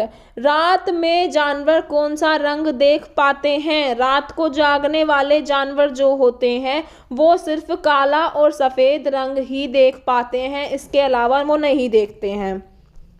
Next question है आपका, if you go to Ahmedabad by train. अगर आप अहमदाबाद जा रहे हैं ट्रेन से, then Ahmedabad railway station you will find the most of the vendor are selling. तो अहमदाबाद के रेलवे स्टेशन पे अगर आप देखते हैं तो जो वहाँ पे जैसे सामान बेचने वाले आते रहते हैं, तो वो सबसे ज़्यादा क्या सेल करते हैं? तो अहमदाबाद गुजरात का है आपका, तो यहाँ पे सबसे ज़्यादा क्या चलता है खाने में, वो आप बताइए। ऑप्शन फर्स्ट है dhokla with chutney and lemon rice, chole bhature, idli chutney vada, ये हो गया आपका पूरी शाक और ठंडा दूध।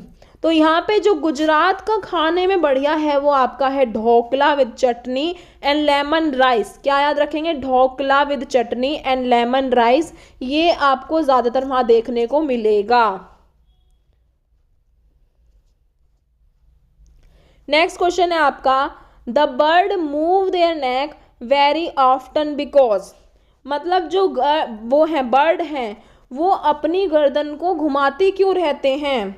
मतलब ये जो हमारी गर्दन होती है हम उसे ज़्यादा नहीं घुमाते हैं, हम इधर उधर का देख लेते हैं, बट जो बर्ड्स होती हैं उनकी जो आंखें होती हैं वो फिक्स्ड होती हैं, तो इस वजह से वो साइड का नहीं देख पाती हैं, जिस वजह से क्या होता है वो अपनी गर्दन को ज़्यादा इधर उधर घुमाती रहती हैं। तो यहाँ पे आपका आंसर सही हो जाता है, बर्ड आइज आर फिक्स्ड। ना ही आपका फर्स्ट ऑप्शन सही होगा, ना ही थर्ड होगा, ना ही फोर्थ होगा। तो करेक्ट आंसर क्या होगा? The bird eyes are fixed.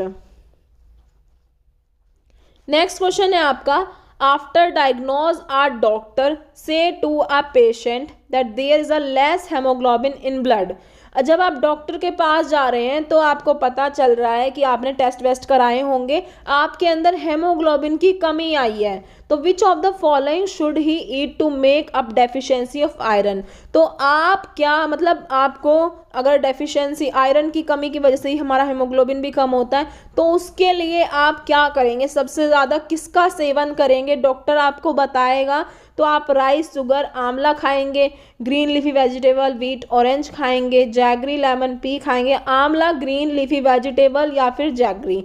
तो सबसे बढ़िया होता है, ये आपकी एनसीईआरटी में भी गिवन है, अगर आपके अंदर आयरन की कमी आ रही है, हेमोग्लोबिन की कमी आ रही है, तो आप आंवला, ग्रीन लीफी वेजिटेबल और जैगरी, जिसे आप गुड़ बोलते हैं, इसका सेवन करते हैं तो आपका जो आयरन की कमी है वो दूर हो जाती है। नेक्स्ट देखते हैं। देखिए, ये क्वेश्चन फिर से आपसे पूछा गया है, आपसे उसमें पूछा गया था, स्टेटमेंट आई थी, मतलब आपसे पॉइंट्स बहुत सारे बड़े बड़े पॉइंट्स थे, इसमें डायरेक्ट पूछ लिया है कि Al Biruni come from a country now. Al Biruni कौन सी कंट्री से आए थे? तो जो अल ब्रूनी थे वो आपके उज्बेकिस्तान से आए थे। कहाँ से आए थे? उज्बेकिस्तान से आए थे। तो देखिए, आपको कंफ्यूज नहीं होना है, अफगानिस्तान नहीं लगाना है। अफगानिस्तान ये ऐसा कर सकते हैं आपके साथ, पाकिस्तान दे दें, अफगानिस्तान दे दें, इस तरह से आप क्या हो जाओ, कंफ्यूज हो जाओ। तो आपको याद रखना है अल ब्रूनी कहाँ से आए थे? उज्बेकिस्तान से आए थे। नेक्स्ट क्वेश्चन है, देखिए नेफिथिंसिस के ऊपर इस तरह डायरेक्ट क्वेश्चन भी पूछ लिया जाता है। वैसे मैंने आपको करा दिया था, नेफिथिंसिस से रिलेटेड जो भी कंसेप्ट आपसे पूछते हैं वो मैं आपको समझा चुकी थी। तो इस क्वेश्चन को देखिए, nepenthes is a plant which trap and eat frog, insects and even mice. ये जो प्लांट है ये फ्रॉग को, इंसेक्ट्स को और माइस को ट्रैप करता है। और in our country this plant is found. तो ये प्लांट कहाँ पे पाया जाता है? हमने उड़ीसा पढ़ा था? नहीं। अरुणाचल प्रदेश पढ़ा था? नहीं। असम पढ़ा था? नहीं। मेघालय पढ़ा था? तो मेघालय में ये पाया जाता है। नेक्स्ट क्वेश्चन है आपका, select one which is different from the other. इसमें से कौन सा डिफरेंट है? कोल है, पेट्रोल है, ग्रीस है, पैराफिन वैक्स है, कौन सा यहाँ पे बिल्कुल अलग लग रहा है आपको? तो इसमें जो सबसे डिफरेंट है वो आपका कोल है। आगे देखिए, देखिए फ्रेंड्स, नेक्स्ट क्वेश्चन है आपका, इसमें बोला है in the village of Bihar many farmer do beekeeping and collect honey to earn extra money, the best time to start beekeeping is. तो इसमें बोला है कि जो विलेज में बिहार है, बिहार में क्या होता है, वहाँ के लोग जो हैं वो क्या करते हैं, बी कीपिंग करते हैं, मधुमक्खी को पालते हैं और उससे क्या करते हैं, हनी कलेक्ट करते हैं और उसे बेच के पैसे कमाते हैं। तो सबसे ज़्यादा पालने का टाइम कौन सा है बी कीपिंग का? वो अक्टूबर से दिसंबर है। एक तो ये क्वेश्चन पूछा जा सकता है कि जो बी कीपिंग का टाइम है वो सबसे बढ़िया कौन सा, अक्टूबर से दिसंबर है। क्यों है? क्योंकि जो मधुमक्खी अंडे देती हैं वो अक्टूबर से दिसंबर में देती हैं। जब अंडे देंगी तो उन्हें लोग पाल लेंगे, तो इसलिए सबसे बेस्ट टाइम माना जाएगा। तो ये क्वेश्चन आपसे इस तरह से पूछा जाता है। डायरेक्ट ये भी पूछ लिया जाता है कि मधुमक्खी जो होती हैं वो अंडे कब देती हैं, तो वो अक्टूबर से दिसंबर के टाइम में ही आपके अंडे देती हैं।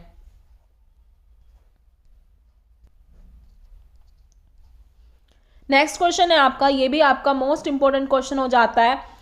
One pashmina shawl is warm as normal sweater. जो आपका पश्मीना शॉल होता है वो कितनी गर्मी देता है, कितने स्वेटर के बराबर गर्मी देता है आपको? And dash are taken to weave a pashmina shawl, और कितने घंटे उस शॉल को बनाने में लगते हैं? तो जो आपका पश्मीना शॉल होता है वो 10 स्वेटर के बराबर गर्मी देता है, या 10 स्वेटर के, या 6 स्वेटर के, मतलब आपको ये बताना है कितने स्वेटर के बराबर गर्मी देता है। तो मान लीजिए अगर आपने कहीं थोड़ा बहुत पढ़ा होगा तो आपको याद होगा कि जो हमारा पश्मीना शॉल होता है वो 6 स्वेटर के बराबर गर्मी देता है, बट 6 तो दोनों में है। अब आपको ये भी पता होना चाहिए कितने घंटे उसे बनाने में लगते हैं। तो उसे बनाने में आपके 250 आवर्स लग जाते हैं। तो ये आपको पता होना चाहिए। 6 स्वेटर के बराबर वो आपकी क्या देगा, आपको गर्मी देगा, और 250 घंटे उसे बनाने में लग जाएंगे। तो आपका करेक्ट आंसर हो जाता है सी। नेक्स्ट देखते हैं, while discussing about friction, a teacher give a number of example to explain the concept. Some of the example where friction is useful in our day-to-day life are quoted by teacher are given below. तो इसमें क्या हो रहा है, एक discussion चल रहा है फ्रिक्शन के बारे में, और टीचर क्या कर रही है, एग्जाम्पल दे रही है और एक्सप्लेन कर रही है पूरे कंसेप्ट को डे टू डे लाइफ से कनेक्ट करके। तो आपको यहाँ पे बताना है इसका आंसर क्या होगा। तो पहला पॉइंट है आपका, we are able to write because of friction between the tip of pen and paper. हम लिख पाते हैं, कहीं ना कहीं उसमें भी एक फ्रिक्शन हो रहा है पेन और पेपर में। तो ये बात सही है।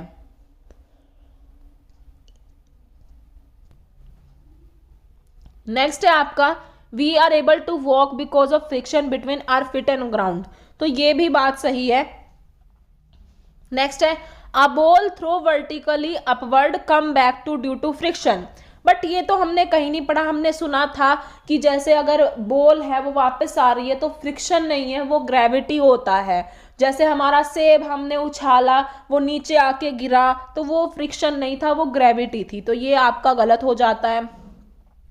नेक्स्ट है, we are able to stop moving vehicle by applying brakes. जब हम ब्रेक लगाते हैं उसमें भी एक फ्रिक्शन होता है, तो वो भी सही है। तो ये तीनों पॉइंट आपके इसमें सही हैं सी को छोड़ के। तो ए बी डी आपका करेक्ट आंसर हो जाता है। आगे देखते हैं, तो देखिए इस क्वेश्चन में आपसे पूछा है dyslexia is associated mainly with difficulties. तो एक तरह की डिसेबिलिटी होती है, हमारी डिफ़िकल्टीज़ होती है डिसलेक्सिया, जो क्या होती है रीडिंग से रिलेटेड होती है। जब हम किसी भी चीज़ को ठीक से बोल नहीं पाते हैं तो हमें क्या दिक्कत रहती है, डिसलेक्सिया रहता है। जैसे हमने किसी शो को हम क्या पढ़ रहे हैं, वोज पढ़ रहे हैं, तो ये क्या है कि हमें डिसलेक्सिया है, इस वजह से हम ठीक से पढ़ नहीं पा रहे हैं। और अगर कहा जाए डिसकैलकुलिया, डिसकैलकुलिया, तो डिसकैलकुलिया क्या होगा, जब कोई बच्चा ठीक से कैलकुलेशन नहीं कर पाता है तो उसे क्या प्रॉब्लम होती है, डिसकैलकुलिया होता है। और डिसलेक्सिया कब होता है, जब उसे रीडिंग में दिक्कत आती है। आगे देखते हैं। तो देखिए ये क्वेश्चन भी आपके लिए इंपॉर्टेंट है, स्नेक से रिलेटेड आपके एनसीईआरटी में भी गिवन है। Only 4 type of poisonous snake are found in a country. तो ये बात सही है, 4 तरह के हमारे पाए जाते हैं सांप, एक नाग, करेत, दुबई, अफई, इस तरह से कुछ 4 नाम होते हैं। तो ये 4 तरह के आपके पॉइजनस स्नेक पाए जाते हैं। Cobra is a poisonous variety of snake. जो कोबरा होता है वो बहुत ज़्यादा जहरीला माना जाता है, तो ये भी आपका सही ही होगा। नेक्स्ट है आपका a poisonous snake has 4 hollow teeth. मतलब जो आपका पॉइजनस स्नेक होते हैं उनके 4 होलो टीथ नहीं होते हैं, उनके 2 होते हैं टीथ। आपने कभी टीवी में देखा होगा कि सांप डस लेता है तो ऐसे 2 डोट से बन जाते हैं, तो वो उनके जो दांतों के निशान ही तो होते हैं, तो 2 ही तो होते हैं, 4 नहीं होते हैं। तो ये आपका ऑप्शन गलत है। Medicine for snake bite is made for the snake poison. जो हमारी मेडिसिन बनती है स्नेक की, तो वो उसके जहर से ही बनती है, तभी तो कहा जाता है जहर को जहर ही काटता है। तो जहर को जहर काटने के लिए हम क्या करते हैं, उसके जहर की दवाई बनती है, उसे दिया जाता है। तो ये ए, बी और डी आपका बिल्कुल करेक्ट हो जाता है, आपका सी को छोड़ के, क्योंकि उसमें 4 दिया है। अगर यहाँ पे 4 की जगह 2 होता तो ये आपका ऑप्शन सही माना जाता। नेक्स्ट क्वेश्चन देखते हैं। नेक्स्ट क्वेश्चन क्या बोल रहा है, select the correct characteristics of petroleum from the following. आपको इसमें करेक्ट बताना है कौन सी आपकी करेक्ट कैरेक्टरिस्टिक्स है पेट्रोलियम के अंदर। Dense and dark fluid without smell. क्या पेट्रोल में कोई स्मेल नहीं आती है, गलत है। Smell, thick, dark, coloured oil. Smelly भी होता है, थिक भी होता है, डार्क भी होता है, और ये सारी चीज़ें इसके अंदर पाई जाती हैं। तो ये ही आपका इसमें सही होगा और सब आपके इसमें सही नहीं होंगे। तो जो आपका पेट्रोल होता है उसमें डार्क कलर का होता है, थिक होता है, स्मेली होता है। नेक्स्ट क्वेश्चन देखिए मधुबनी से रिलेटेड फिर आपके किसी एग्जाम में क्वेश्चन पूछा गया कि Madhubani painting the artist use. Madhubani painting में आर्टिस्ट क्या यूज करते थे, colour paste of powder rice specially made poster colour, fibre paint of very good quality, paint made by dissolving silver and gold. तो देखिए मधुबनी पेंटिंग में वो कलर्स का use करते थे और उसमें क्या करते थे, वो जो राइस होता है, चावल का पेस्ट, चावल का कुछ एक तरह से पीस के चावल को उसे बना के उसमें कलर मिक्स करके वो बनाते थे इस टाइप से कुछ। तो इसलिए ये ऑप्शन आपका बिल्कुल सही है, colour paste of powder rice. जो पाउडर होता है राइस का उससे उसमें कलर मिक्स करके बनाते थे। ये देखिए आपका एक क्वेश्चन पूछा गया है कि weight lifter are generally required to make more muscles and body mass. तो इसका आंसर हर कोई बता देगा कि जो वेट लिफ्टर होते हैं वो अपनी मसल्स को बनाने के लिए, बॉडी को बनाने के लिए डाइट में क्या लेते हैं सबसे ज़्यादा। तो आप देखते हैं जो भी जिम जाते हैं, जिम जाते ही सबसे पहले क्या रहता है, भाई प्रोटीन खाना है। प्रोटीन क्यों खाना है, क्योंकि बॉडी बनानी है, मसल्स को स्ट्रॉन्ग करना है, जिससे कि इनकेस कभी किसी से लड़ाई होने लग जाए ना तो 2-3 की हड्डियां तोड़ दें, इतने ताकत हमारे अंदर होनी चाहिए। तो ये आपका करेक्ट आंसर होता है प्रोटीन। अगर आपको मसल्स को स्ट्रॉन्ग करना है, बॉडी मास को मतलब ठीक करके चलना है, बढ़िया बनानी है, अपनी बॉडी शॉडी बना के चलनी है, तो आपको प्रोटीन अपना अच्छी मात्रा में लेना पड़ेगा। नेक्स्ट क्वेश्चन है आपका, while performing experiment with water, Jyoti observed that an empty steel bowl float but a small iron nail in sink in the water। ज्योति एक एक्सपेरिमेंट कर रही थी पानी में, जब उसने ऑब्जर्व किया कि जब हमें खाली स्टील के बाउल को पानी में डालते हैं तो वो क्या करता है, तैरता रहता है, और जो आयरन की एक सुई है वो उसके अंदर डूब जाती है। तो वो एक्सप्लेन कैसे करेगी इस फैक्ट को। ऑप्शन है, force on iron nail is more than its weight where force on steel bowl is less than its weight। जो आयरन की नेल है उस पर जो फोर्स लग रही है वो उसके वेट से ज़्यादा लग रही है। दूसरी तरफ force on steel bowl is lesser than it weight. Next option है iron is heavier, iron heavy है वाटर से एंड स्टील लाइटर है वाटर से। नेक्स्ट है iron is lighter than water, iron lighter है और स्टील हैवियर है। Last है force on steel bowl is more than is weight, जो फोर्स लग रही है स्टील बाउल पे वो उससे ज़्यादा लग रही है और जो फोर्स है आयरन नेल पे वो कम लग रही है। तो देखिए इस पॉइंट का कंसेप्ट क्या है आपका, इसका कंसेप्ट ये है जब भी कोई ऑब्जेक्ट पानी में उतारा जाएगा तो वो जितने पानी को काटता है, मान लीजिए अगर उसका खुद का वॉल्यूम जो है अगर उसके बराबर या उससे ज़्यादा वो पानी को काट पाता है तो वो क्या करता है, उसमें तैरता है। लेकिन अगर वो अपने वॉल्यूम से कम पानी को ही काट पा रहा है तो वो उसमें डूब जाता है। तो इसका आंसर आपका इसमें जो सही बताया है सीटेट में वो आपका डी आंसर है। पर प्रॉपर तरीके से इन्होंने इसके ऑप्शन नहीं दिए हैं जिस तरह से क्वेश्चन में देने चाहिए, बट इसका आंसर सीटेट में जो है आपका आंसर है वो डी है।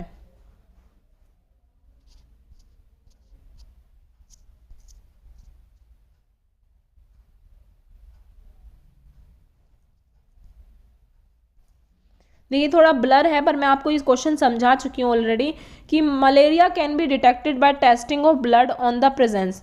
मलेरिया कैसे पता चलता है, मलेरिया हमारे अंदर एक प्लाज्मोडियम होता है रेड ब्लड सेल में, उससे हमारा मलेरिया आता है। प्लाज्मोडियम छोड़ जाता है मलेरिया का मच्छर जो होता है, मादा मच्छर जो होती है प्लाज्मोडियम छोड़ जाती है। नेक्स्ट क्वेश्चन है हमारा, ये क्वेश्चन भी आपसे पूछ लिया जाता है कि Chipko movement was strength under the leadership of. जो आपका चिपकू मूवमेंट आंदोलन चला था वो किसके नेतृत्व में हुआ था, कौन उसके लीडर थे, तो वो हमारा सुंदरलाल बहुगुणा थे जिनके नेतृत्व में आपका ये जो चिपकू मूवमेंट था ये हुआ था।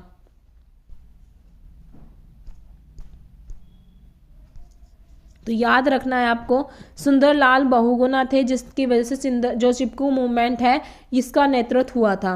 और इसमें आपका जो आपकी एक अमृता देवी थी उन्होंने अपनी जान गंवा दी थी क्योंकि उन्होंने भी इनका साथ दिया था। मतलब जैसे चिपकू मूवमेंट में क्या था, पेड़ों को काटा जा रहा था उस टाइम पे सभी साथ में जुड़ गए, सब क्या करते थे, पेड़ों के ऊपर जाके मतलब कि पेड़ों के चारों तरफ जाके चिपक जाया करते थे कि हम काटने नहीं देंगे। इसी वजह से अमृता देवी की जान भी गई थी। नेक्स्ट क्वेश्चन है अब आपका, Meera and Divya are young girl. Meera और दिव्या दो यंग गर्ल हैं। मीरा लाइक ईट समोसा, मीरा को समोसा खाना पसंद है, कटलेट खाना पसंद है, ब्रेड खाना पसंद है। और दिव्या को क्या पसंद है, take an iron deficient diet, उसे आयरन डेफिशिएंट डाइट पसंद है। Which of the following disorder are Meera and Divya likely to suffer from the respectively. तो कौन सा डिसऑर्डर मीरा और दिव्या यहाँ पर सफ़र कर रही हैं, तो यहाँ पे जो मीरा है वो ऐसा खाना खा रही है जो कहीं ना कहीं उसकी हेल्थ के लिए अच्छा नहीं है, उससे मोटापा बढ़ सकता है उसका। और जो आपकी दिव्या है वो ऐसा खाना खा रही है जिससे उसकी हेल्थ जो है मतलब डेफिशिएंट मतलब आयरन की कमी पूरी हो सके। तो यहाँ पे जो हमारा मीरा है उसे ओबेसिटी हो सकती है और जो आपका दिव्या है उसे एनीमिया हो सकता है। तो यहाँ पे यही आपको बताना है कौन दोनों किससे सफ़र करेंगी। तो यहाँ पे ये ओबेसिटी है, इसका क्या हो जाएगा, एनीमिया हो जाएगा। नेक्स्ट क्वेश्चन है हमारा, नेक्स्ट क्वेश्चन में हमसे पूछा गया है growing the same crop over and using so many chemical make the soil. जब हम एक ज़मीन पर बार बार उसी सेम क्रॉप को उगाते रहते हैं और बहुत सारे केमिकल्स का यूज़ करते रहते हैं तो वो जो हमारी सॉइल होती है वो क्या हो जाती है, फिट रहती है इरिगेशन करने के लिए, फर्टाइल हो जाती है या फिर बैरन हो जाती है या यूज़फुल होती है काइंड ऑफ क्रॉप के लिए। तो ये न इसमें सही आंसर जो होगा वो होगा बैरन। जो हमारी वो सॉइल है वो क्या हो जाएगी, वो बंजर हो जाएगी। जब उस पर बार बार वही क्रॉप उगाई जाएगी और केमिकल्स का यूज़ किया जाएगा तो सॉइल आपकी बंजर हो जाएगी। तो ये देखिए इस क्वेश्चन में हमें बताना है लेह लद्दाख के घरों के बारे में बताना है कि क्या क्या कैरेक्टरिस्टिक्स हैं लेह ऑफ लद्दाख के घरों की। जैसे आपने असम के घर पढ़ा था, आपने राजस्थान के घर पढ़ा था, आपने मनाली के घर पढ़ा था, इसी तरह से आपको लेह लद्दाख के बारे में भी पता होना चाहिए। तो हमारा जैसे इसमें दिया हुआ है ए पॉइंट में क्या है, slanting wooden roofs made of tree Trunks, कि जो आपकी छतें होती हैं वो आपकी तिरछी छतें होती हैं और वो किसके, पेड़ के तने से बनाई जाती हैं। नेक्स्ट है आपका ग्राउंड फ्लोर विदाउट विंडो, जो आपका ग्राउंड फ्लोर होता है वो उस पर कोई विंडो नहीं होती है, तो ये बात इसमें सही है। Thick wall made of stone and Lyme's, जो हमारी वॉल होती हैं वो स्टोन और लाइम्स से बनती हैं, तो ये भी इसमें सही है। और जो फ्लोर होता है आपका वो वुडन का फ्लोर होता है, लकड़ी का फ्लोर होता है, तो ये भी बात सही है। तो आपका BCD जो है इसमें करेक्ट हो जाएगा। आगे देखते हैं। नेक्स्ट क्वेश्चन है आपका the group cold Tarun Bharat संघ इज एसोसिएटेड विद, तो आपकी एनसीईआरटी बुक में दिया हुआ है ये कि एक तरुण भारत संघ एसोसिएटेड मतलब एक कोई ग्रुप था, ये क्या करते थे इनके बारे में बताना है, तो इनका काम क्या था और तरुण भारत संघ क्यों बोला जाता था इन्हें। Running free coaching classes for the children belonging, मतलब ये क्या करते थे, कोचिंग क्लासेस प्रोवाइड कराते थे बच्चों को, या फिर ये क्या करते थे, रीबिल्डिंग ओल्ड लेक्स, जो पुरानी लेक्स होती थी उनको रीबिल्ड कराते थे, ये काम करते थे। Helping special able children in learning, जो स्पेशल एबल चिल्ड्रन होते हैं उनकी हेल्प करते थे। Providing cooking mid day meal school, या मिड डे मील जो है वो प्रोवाइड कराते थे। तो ये जो तरुण भारत संघ था ये क्या काम करता था, जो पुरानी लेक्स होती थी उनको रीबिल्ड कराते थे, और उन्होंने एक बार एक जो पानी की टंकी है उसको साफ करने का भी कदम उठाया था। तो इनका जो सारा काम था वो यही था, साफ सफाई से रिलेटेड काम कराते थे, या फिर जो पुरानी लेक्स है उनको रीबिल्ड कराना, या जहाँ पे जो हमारी टंकी वगैरह गंदी हो गई थी उनको साफ कराना, तो ये सब ये किया करते थे। नेक्स्ट क्वेश्चन देखते हैं। नेक्स्ट क्वेश्चन क्या है। नेक्स्ट क्वेश्चन में हमसे पूछा है जो माउंट एवरेस्ट है वो किसका पार्ट है, तो माउंट एवरेस्ट जो है वो इंडिया का पार्ट है, वो तिब्बत का पार्ट है, वो म्यांमार का पार्ट है, या फिर वो नेपाल का पार्ट है। तो जो आपका माउंट एवरेस्ट है वो आपका नेपाल का पार्ट माना जाता है। और कभी कभी इससे रिलेटेड क्वेश्चन आ जाता है कि यहाँ पे मतलब जो सागर माथा है, सागर माथा भी उसे बोलते हैं, तो ये भी आप याद रखेंगे। नेक्स्ट क्वेश्चन है। नेक्स्ट क्वेश्चन में क्या कहा गया है, study the following duties responsibility, यहाँ पे आपको बतानी है क्या ड्यूटीज होती हैं, क्या रिस्पॉन्सिबिलिटी होती हैं आपके लीडर की। जो एक लीडर होता है उसकी क्या रिस्पॉन्सिबिलिटी होनी चाहिए। पहला है help other in carrying their bag, जो दूसरे सब लोग हैं उनके बैग उठाने में उनकी मदद करना, तो सही बात है, एक लीडर का ये कर्तव्य बनता है। Let the group follow you can keep at the front, कि ग्रुप आपको फॉलो करेगा, आप आगे आगे चलेंगे, ये बात नहीं होती है। ग्रुप आपके आगे चलता है, आप सबके पीछे चलते हैं जब आप लीडर होते हैं। आस्क दोस्त टू से back who can not climb properly, तो अगर कोई चढ़ नहीं पा रहा है तो आप उसे कह देंगे कि आप चले जाओ, नहीं, आप उनकी मदद करोगे उनके साथ चढ़ने में उन्हें। Look after those who are not well are arrange food for the group, जो मतलब कुछ क्या करेंगे, look after those who are not well and arrange food for the group, जो अब ठीक फील नहीं कर रहा है उनकी हेल्प कर रहे हैं, उनके लिए फूड अरेंज करेंगे, ये भी बात सही है। Find a good place to stop and rest, और अच्छी जगह ढूंढेंगे रेस्ट करने के लिए, तो ये 3 पॉइंट आपके इसमें सही हैं, A, D और E। तो जो आपका आंसर होगा इसमें वो आपका आंसर हो जाएगा A, D और E। तो आपको इसी तरह से स्टेटमेंट ठीक करनी है, जो पॉइंट गलत है उसको सही नहीं करके आना है, वो आपको पता होना चाहिए।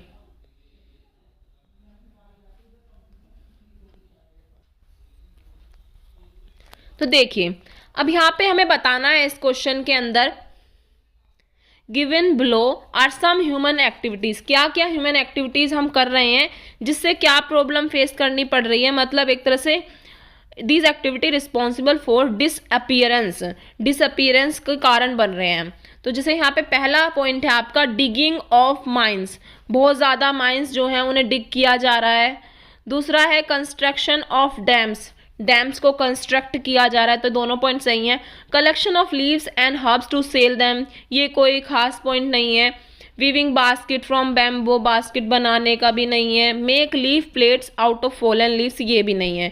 तो इसका जो करेक्ट आंसर है वो सिर्फ यही दोनों पॉइंट ठीक हैं। तो इसका जो आपका सही आंसर हो जाएगा वो होगा आपका A एंड B। क्या होगा आपका आंसर, A एंड B आपका सही आंसर होगा। नेक्स्ट आपका ये क्वेश्चन है, which of the following information may be observed from a reserve rail ticket. तो जो एक रेल टिकट होता है उस पर हम क्या क्या चीज़ें ऑब्जर्व करते हैं, क्या क्या इन्फॉर्मेशन उस पर मैंशन होती हैं। जैसे पहला ऑप्शन है जिसपे हमारा date and time of booking, date and time of start of journey ये मेंशन होता है, तो ये पॉइंट भी सही है। कोच नंबर, बर्थ नंबर ये सब मेंशन होता है, ये भी सही है। Name, age of the passenger ये भी होता है। Train number with name, boarding station and last station ये भी होता है। Date and time of arrival and destination, तो ये सारे ही पॉइंट हमारे इसके सही हो जाते हैं। तो एक जो हमारा ट्रेन का टिकट होता है उस पर ये सारी चीज़ें मेंशन होती हैं।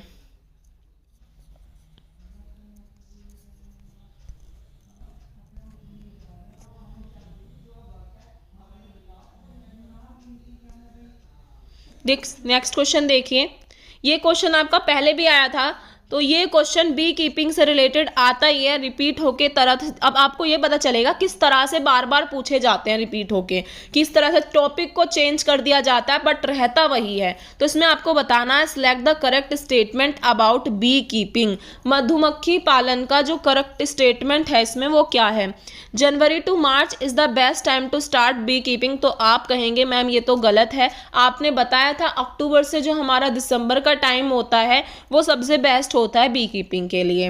Honey bees are attract to the लीची फ्लावर, जो हनी बीज होती हैं वो अट्रैक्ट होते हैं लीची फ्लावर, ये भी ठीक है आपका। Box are needed for keeping bees and storing honey produce by them, box की ज़रूरत पड़ती है जिसमें उनका हनी जो होता है वो स्टोर किया जाता है, सही है।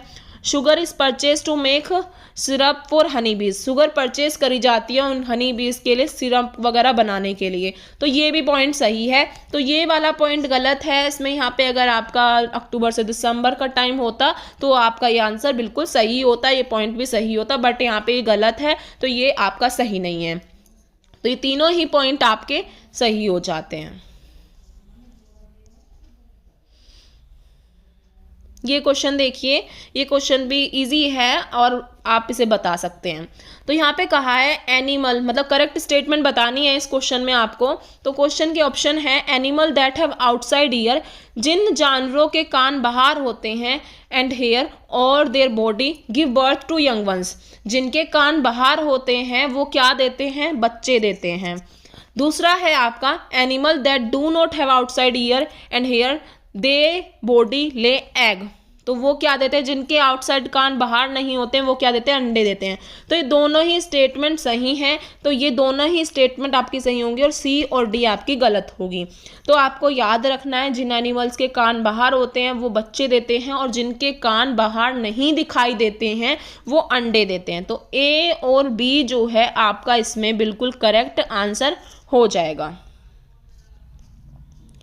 आगे देखते हैं, तो आगे ब्रेल स्क्रिप्ट से रिलेटेड भी हमारे क्वेश्चन आ जाते हैं। वैसे तो ये टॉपिक हमारा सीडीपी का है बट पूछ लिया जाता है क्योंकि कंबाइन करके बच्चों को पढ़ाना है, तो हम ऐसे ऐसे टॉपिक्स भी लेके आते हैं। तो study the following statement about Braille script, तो आप सभी जानते होंगे जो ब्रेल स्क्रिप्ट है वो पढ़ाई जाती है जब बच्चे देख नहीं सकते, जो बच्चे ब्लाइंड होते हैं उन बच्चों को ब्रेल स्क्रिप्ट के थ्रू पढ़ाया जाता है। तो ये किस पे बनती है, एक नुकीले औजार होते हैं उसमें 6 पॉइंट होते हैं, उसके थ्रू उन्हें पढ़ाया जाता है जिससे वो हाथ फेर फेर के उससे पढ़ा करते हैं। अब देखिए इसमें क्या है, braille is written on a thick paper by making dot, तो एक थिक पेपर पे मतलब हम क्या करते हैं, बहुत नुकीला टाइप होता है और उस पर डॉट रहते हैं। तो ये बात सही है, मैंने बताया आपको 6 पॉइंट से होते हैं ऐसे कुछ, और उस पर नुकीला होता है वो जिस पे हम हाथ रख के पढ़ते हैं। These script is based on 8 point, तो देखिए मैंने आपको बताया 8 पॉइंट नहीं होते हैं, 6 पॉइंट होते हैं, तो यहाँ पे इन्होंने गलत कर दिया। ये row of dots are made with the pointed tool, जो रो हैं और डॉट्स हैं वो बनाए जाते हैं पॉइंटेड टूल से बनाए जाते हैं, ये भी बात सही है। It is read by running the finger on raise dot, हम क्या करते हैं अपनी फिंगर को उस पर फेरते हैं और उससे पढ़ते हैं, ये बात भी सही है। तो इन्होंने गलत क्या किया, 8 पॉइंट डाल के इन्होंने गलत कर दिया, यहाँ पे होते हैं 6 पॉइंट। और जो ये ब्रेल स्क्रिप्ट है ये किसने दी थी, ये हमारी ल्यूइस ब्रेल ने दी थी और ब्लाइंड बच्चों को पढ़ाने के लिए इसका यूज़ किया जाता है। नेक्स्ट क्वेश्चन है, ये क्वेश्चन भी आपसे कभी कभी पूछ लिया जाता है, bronze is a mixture of two metal. जो आपका ब्रॉन्ज होता है वो दो मेटल का मिक्सचर होता है, तो किसका मिक्सचर होता है, वो टू मेटल हमें बताने हैं। कॉपर और जिंक का मिक्सचर होता है, कॉपर और आयरन का मिक्सचर होता है, कॉपर और टीन का मिक्सचर होता है, एल्यूमिनियम एंड टीन का मिक्सचर होता है। तो जो हमारा ब्रॉन्ज होता है ये हमारा कॉपर एंड टीन का मिक्सचर होता है। नेक्स्ट क्वेश्चन देखते हैं। नेक्स्ट क्वेश्चन ये भी कभी कभी पूछ लिए जाते हैं, इस टाइप के क्वेश्चन जो साइंस से रिलेट करते हैं, थोड़ा साइंस के टॉपिक हो जाते हैं, ये भी पूछ लिए जाते हैं। Select from the following group that comprise the method of cooking food. कि मेथड जो होता है फूड को बनाने का, पकाने का, वो क्या होता है। Boiling, kneading, roasting, baking, boiling, rolling, frying, shocking, roasting, या पहले बेक करेंगे फिर फ्राई करेंगे फिर रोस्ट करेंगे। तो ये वाली प्रक्रिया जो होती है ये बिल्कुल परफेक्ट होती है, पहले बेकिंग होता है फिर फ्राइंग होता है फिर रोस्टिंग होता है। नेक्स्ट क्वेश्चन है आपका, select the correct statement about mount Everest. तो माउंट एवरेस्ट से रिलेटेड आपको यहाँ पे करेक्ट स्टेटमेंट बतानी है। तो बताइए माउंट एवरेस्ट कहाँ पर है। तो आपने अभी पढ़ा था माउंट एवरेस्ट हमारा नेपाल में है। तो सबसे पहले तो आप यहाँ पे देखेंगे कौन से ऑप्शन में नेपाल गिवन है। तो सेकेंड ऑप्शन में आपको नेपाल गिवन है और किसी ऑप्शन में आपको नेपाल गिवन नहीं है। अगर आपको हाइट पता भी नहीं थी तब भी आप इसको आंसर लगा सकते थे। बट अगर मान लीजिए नेपाल आपको 2-3 जगह दे दिया बट आपको ये नहीं पता कि आपकी हाइट क्या है, तो ये जो होती है लगभग आपकी 8,900 होती है। वैसे तो ये आपकी कुछ 8,400 करके कुछ ऐसे ही होती है, बट अराउंड ऑफ 8,900 होती है। तो ये आप याद रखेंगे, अगर आपको इस तरह से आता है तो 8,900 डालेंगे, अदरवाइज 8,400 कुछ ये होती है आपकी।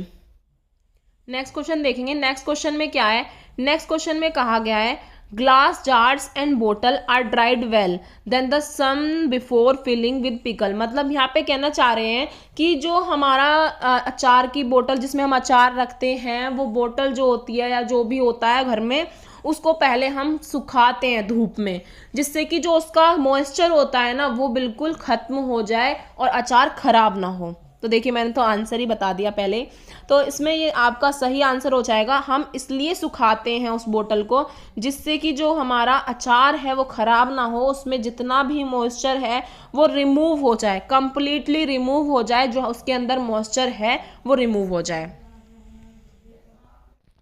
तो नेक्स्ट क्वेश्चन है हमारा, ईग्रेट सिट ऑन बफेलो। जो आपका बगुला होता है वो बफेलो के ऊपर क्यों बैठता है। तो जो हमारा बगुला होता है वो बफेलो के ऊपर बैठता है क्योंकि उन दोनों के बीच में एक सिम्बायोटिक रिलेशन होता है। जो बगुला होता है वो भैंस की पीठ पर जब बैठता है तो उसके ऊपर जो कीट वगैरह रहते हैं उन्हें वो खा लेता है। इससे क्या होता है, भैंस जो होती है उसे, बफेलो जो होती है उसे भी क्या मिलती है, एक हेल्प मिलती है। तो इसका जो हमारा करेक्ट आंसर हो जाएगा वो हमारा ए होगा, the egret and the buffalo have a symbiotic relation. Next question है आपका, almost every part of our country chilies are added while cooking food. Chillies were brought our country trader come. Overall आपसे एक question पूछना चाह रहे हैं, जो आप चिल्लीज खाते हैं वो कहाँ से आई है। ऐसे क्वेश्चन भी आपसे पूछे जाते हैं कि आप जो चिल्लीज खाते हैं वो कहाँ से आई है, या फिर आप जो टमाटो खाते हैं वो कहाँ से आया है, या फिर आप जो बंद गोभी खा रहे हैं वो कहाँ से आया। तो ये सब आपको पता होने चाहिए। तो जो आपके चिल्लीज खा रहे हैं वो आपकी अमेरिका, साउथ अमेरिका से आई है। और क्या क्या आया है साउथ अमेरिका से, साउथ अमेरिका से आपकी चिली होगी जिसे आप हरी मिर्च बोल सकते हैं, या फिर आप टमाटर को कहें, टमाटर आपका कहाँ से आया, साउथ अमेरिका से आया है। आलू आपका साउथ अमेरिका से आया है। तो ये 3 चीज़ें आपको ज़रूर याद रखनी है जो साउथ अमेरिका से आई हैं।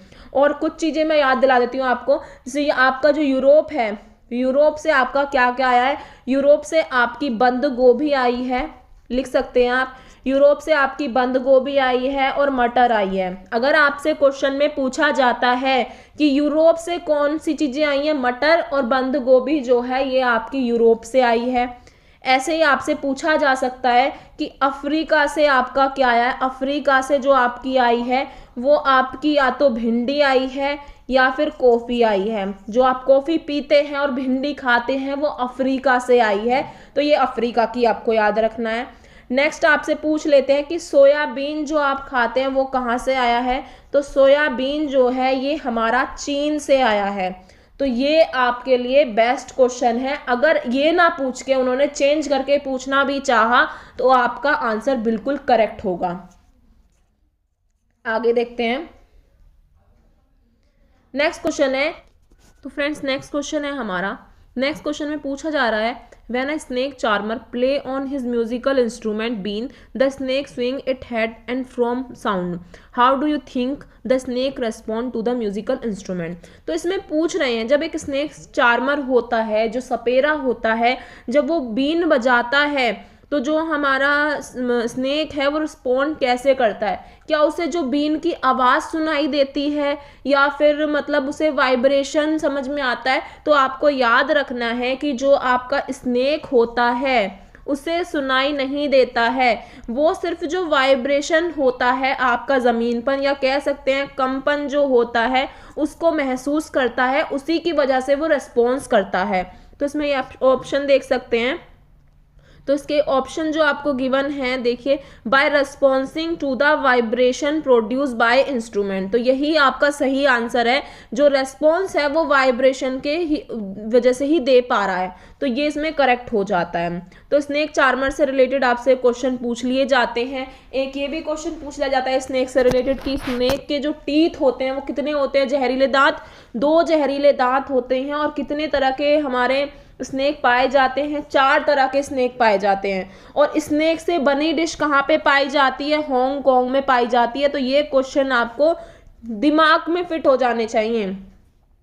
आगे देखिए, नेक्स्ट क्वेश्चन है आपका, the different pattern on the skin of animal are. जो हमारे जानवर हैं उनकी बॉडी पे डिफरेंट पैटर्न दिखाई देता है, वो किस वजह से हमें दिखाई देता है। Due to the weather condition they live in, weather की कंडीशन की वजह से उनके बॉडी पे ये दिखाई देता है। नेक्स्ट आपका फिजिकल स्ट्रेंथ की वजह से दिखाई देता है, या फिर आपका due to the reflected light की वजह से दिखाई देता है, या फिर उनके हेयर, जो उनकी बॉडी पे बाल हैं, उनकी स्किन पे ये जो पैटर्न है उनके बालों की वजह से दिखाई देता है। जैसे कभी भी आप देखेंगे चीता हुआ, हिरन हुआ, सब जानवर हुए, सबकी स्किन पे जो पैटर्न होता है वो उनके बालों की वजह से होता है। नेक्स्ट क्वेश्चन देखिए, नेक्स्ट क्वेश्चन क्या है, Which one of the following has the sense of hearing so sharp that it can make out the difference between the rustling of leaves and sound of the animal।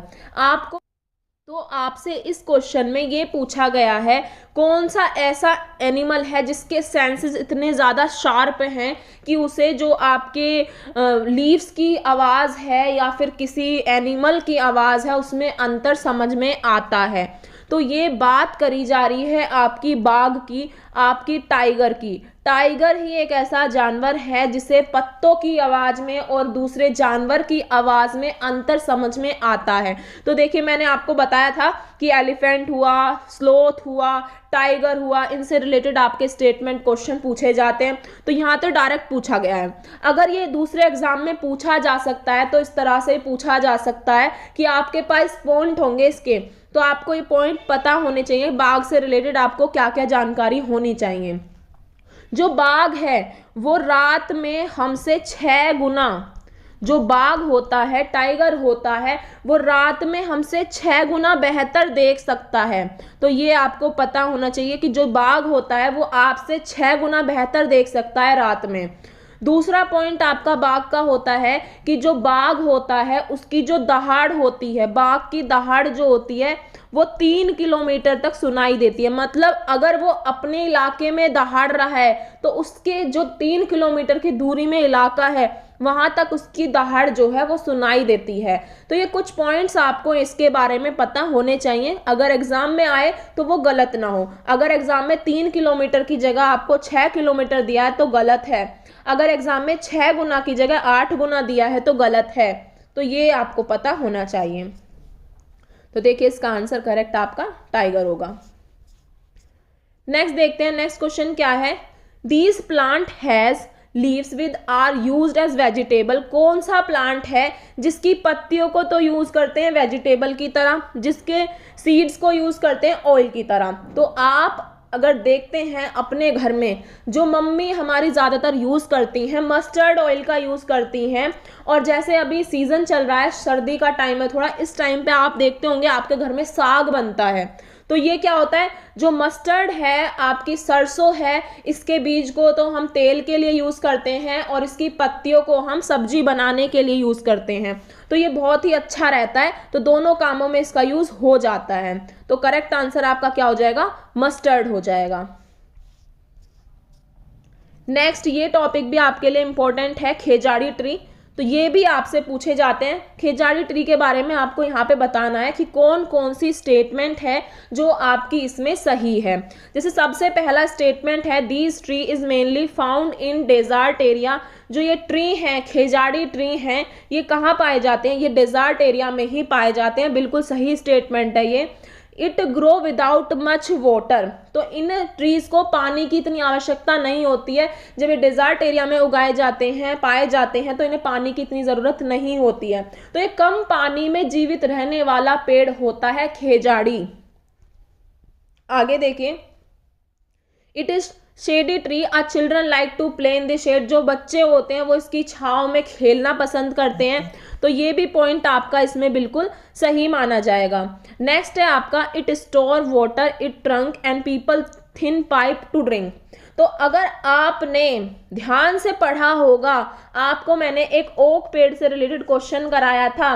तो जो पतला pipe डालकर पानी निकाला जाता है वो ओक ट्री से निकाला जाता है, ना कि खेजाड़ी ट्री से। तो ये स्टेटमेंट हो जाती है गलत। तो आपका जो सही आंसर होगा वो ए, बी और सी आपका करेक्ट होगा। तो ओक ट्री और आपका दूसरा जो है खेजाड़ी ट्री, इसमें कंफ्यूज नहीं होना है, दोनों की अलग अलग बातें हैं। नेक्स्ट क्वेश्चन है आपका, the gastric juice in the stomach of human being is dash an acid, sorry answer ही बोल दिया, चलिए कोई बात नहीं। The gastric juice in the stomach of human being is dash and aids in the digestion of food. यहाँ पे बताया गया है जो गैस्ट्रिक जूस होता है स्टमक के अंदर, मतलब ओवरऑल क्वेश्चन में आपसे ये पूछना चाह रहे हैं जो हमारा डाइजेशन होता है फूड का हमारे स्टमक के अंदर में, तो वो किसके थ्रू हो पाता है, तो एसिड के थ्रू हो पाता है। जो हमारा एसिड होता है वो हमारे फूड को डाइजेस्ट करता है। तो अगर आपसे एसिड का नाम पूछा जाए तो कौन सा एसिड होगा, हाइड्रोक्लोरिक एसिड होता है। अगर सोर्स ही पूछा जा रहा है किसके थ्रू होता है, तो वो आपका एसिड होता है। तो जिसका करेक्ट आंसर हो जाएगा वो आपका एसिड हो जाएगा। नेक्स्ट क्वेश्चन है आपका, in rural area cow dung is use to coat the floor and wall of huts. मतलब जो हम काउ डंग, मतलब जो गोबर होता है, काउ का गोबर होता है, उसको हम किस लिए यूज करते हैं। मतलब हम अपने फ्लोर पे, मतलब जब आपने अगर गांव वगैरह में बिलोंग करते हो, कभी जाते भी होंगे तो आपने देखा होगा गांव में क्या होता है, जो आपका गोबर होता है उससे क्या करते हैं, उसे घर को लीपने पोतने के लिए यूज किया जाता है। तो वो किस लिए किया जाता था, उसका रीजन क्या है, नेचुरल कलर देने के लिए, कीप इंसेक्ट अवे, यही आपका करेक्ट आंसर है। उसे इसलिए यूज किया जाता है जिससे कि जो मिट्टी है उसे कीड़ा ना लगे, इंसेक्ट उससे दूर रहे, तो इसलिए मिट्टी को कीड़ा नहीं लगता है। अगर आप गोबर से लीपते हैं उस घर को जो मिट्टी का है, मतलब जमीन जो है मिट्टी की, अब तो आपके घर में फर्श आ गए हैं तो आप किसी को पता भी नहीं रहता ज्यादातर। आगे देखते हैं। आगे हमारा क्वेश्चन पूछ रहा है, which of the following place in our country is cold desert. Cold desert किसे कहा जाता है, ये क्वेश्चन अभी भी आपके एग्जाम में पूछे जा रहे हैं। तो कोल्ड डेजर्ट आप जैसलमेर को कहते हैं, मेघालय को कहते हैं, दार्जिलिंग को कहते हैं, लद्दाख को कहते हैं। तो लद्दाख को आप कहते हैं अपना कोल्ड डेजर्ट, क्या बोलते हैं, कोल्ड डेजर्ट आप लद्दाख को बोलते हैं। नेक्स्ट क्वेश्चन देखिए। नेक्स्ट क्वेश्चन में कहा है, Pochampally is a village which is famous for the special cloth which is also called Pochampally. जो पोचमपल्ली है एक विलेज है जो एक स्पेशल क्लॉथ के लिए फेमस है, जिसे कहते हैं पोचमपल्ली। तो ये विलेज जो है ये कहाँ पर है ये आपको बताना है। क्वेश्चन को घुमा दिया जाता है और क्वेश्चन वही रहता है। ये किसी ना किसी एग्जाम में दूसरे तरीके से पूछा गया था कि पोचमपल्ली के बारे में पूछा, अब यहाँ पे दूसरी तरह से घुमा के पूछ लिया कि कौन से जिले में, कौन से विलेज में है ये। तो ये विलेज जो है किसका पार्ट है ये बताना है। कि this village is a part of, Kerala का पार्ट है ये विलेज, आपका कर्नाटक का पार्ट है, आपका तमिलनाडु का पार्ट है, आपका आंध्र प्रदेश का पार्ट है। तो जो इसका सही आंसर होगा वो होगा आंध्र प्रदेश। जो पोचमपल्ली है ये आपका आंध्र प्रदेश का पार्ट है। नेक्स्ट क्वेश्चन है आपका, people who have been living in the forest for at least 25 year, जो लोग 25 साल से फॉरेस्ट एरिया में रह रहे हैं, who have the right to forest land and what it grow, उन्हें राइट है उस फॉरेस्ट पे जो भी चीज उग रही हैं उन्हें लेने का। तो ये कब आपका किस एक्ट में कहा गया था, ये कब लागू किया गया था कि उन्हें मतलब राइट है, तो ये आपका करा था इंडियन फॉरेस्ट एक्ट के अंदर। इंडियन फॉरेस्ट एक्ट नहीं, राइट टू फॉरेस्ट एक्ट 2007 के अंदर में ये आपकी बात कही गई थी कि जो लोग 25 साल से एक जगह पे रह रहे हैं, फॉरेस्ट एरिया में रह रहे हैं, तो उसमें जो भी चीज उग रही है उस पे उनका अधिकार है। तो अगर आपसे क्वेश्चन में आता है तो आप क्या लगाएंगे, राइट टू फॉरेस्ट एक्ट 2007 में ये कहा गया है, तो 2007 से उन्हें अधिकार मिल गया है। तो यहाँ पे पूछा है आपसे, विच of the following bird make it nest among the thorn of cactus plant, तो इसका आपका करेक्ट आंसर हो जाता है डोव। अब देखिए कभी कभी क्या होता है, डोव हमारे ऑप्शन में नहीं होगा तो हमारे पास ऑप्शन में होगा कोलम बीडाई, ऐसे करके आपका ऑप्शन होगा, तो ये भी आपका करेक्ट आंसर हो जाएगा। नेक्स्ट क्वेश्चन है आपका स्लोथ से रिलेटेड, और देखिए अभी जो आपका 16 को एग्जाम हुआ था सीटेट का, उसमें ये क्वेश्चन पूछा गया था स्लोथ के बारे में। तो स्लोथ के बारे में अगर आप पढ़ के जा रहे हैं तो इजीली आप सही आंसर करेंगे। तो स्लोथ कैसा जानवर है, तो जो स्लोथ होता है वो आपका एक ऐसा जानवर है जो भालू की तरह आपको दिखाई देगा, बट भालू नहीं होता है। और ये क्या करता है, ये आपका 17 घंटे सोता है, और 17 घंटे सोने के बाद भी इसकी क्या क्या बातें आपको याद रखनी है, ये एक पेड़ पर ये 5 साल बिताता है, और पूरे जीवन में ये है ना 40 पेड़ों पर रहता है, तो ये 8 पेड़ों पर रहता है, और हफ्ते में एक बार ये उस पेड़ से उतरता है रेस्ट करने के लिए। तो ये कुछ बातें हैं जो स्लॉथ से रिलेटेड आपको पता होनी चाहिए। तो इस क्वेश्चन में क्या पूछा था, it look like a bear but it not, मतलब वो भालू जैसा दिखता है बट भालू नहीं है। It spend almost 17 hours a day sleeping, 17 घंटे सोने में बिताता है, और hanging upside down on a tree branch, उल्टा लटका रहता है। It each the leaves of the same tree of which is live, जिस पेड़ पर रहता है उसी की लीव्स और पत्तियों को मतलब खाता है। इट लीव अबाउट 40 ईयर, तो ये सारी बातें किसकी हैं, स्लोथ के बारे में बताई हैं अभी। तो कौन सा जानवर है, ये आपका स्लोथ है। तो आपने स्लोथ के बारे में पढ़ लिया, एलिफेंट के बारे में पढ़ लिया, एक आपसे टाइगर से रिलेटेड भी क्वेश्चन पूछ लेते हैं, टाइगर के बारे में भी आपको पता होना चाहिए, तो यही क्वेश्चन रिपीट करके पूछे जाएंगे। ये क्वेश्चन भी एक बार आपसे पूछा गया था, who built the Golconda fort, तो ये जनरल नॉलेज का क्वेश्चन हो जाता है, ये एसएसटी से निकाल दिया है। तो जो आपका गोलकोंडा फोर्ट था ये किसने बनवाया था, ये आपका काकतीय डायनेस्टी ने बनवाया था, तो ये आपको पता होना चाहिए।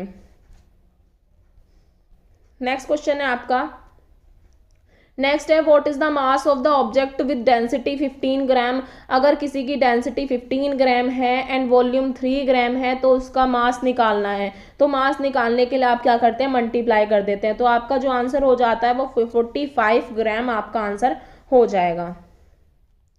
विच one of the following is a scalar quantity, इसमें आपकी स्केलर क्वांटिटी कौन सी है, ग्रेविटी आपकी स्केलर क्वांटिटी है, वेट आपका स्केलर क्वांटिटी है, मोमेंटम आपका एक तरह से स्केलर क्वांटिटी है, या मास आपका स्केलर क्वांटिटी है। तो जो मास होता है वो हमारी एक स्केलर क्वांटिटी होती है।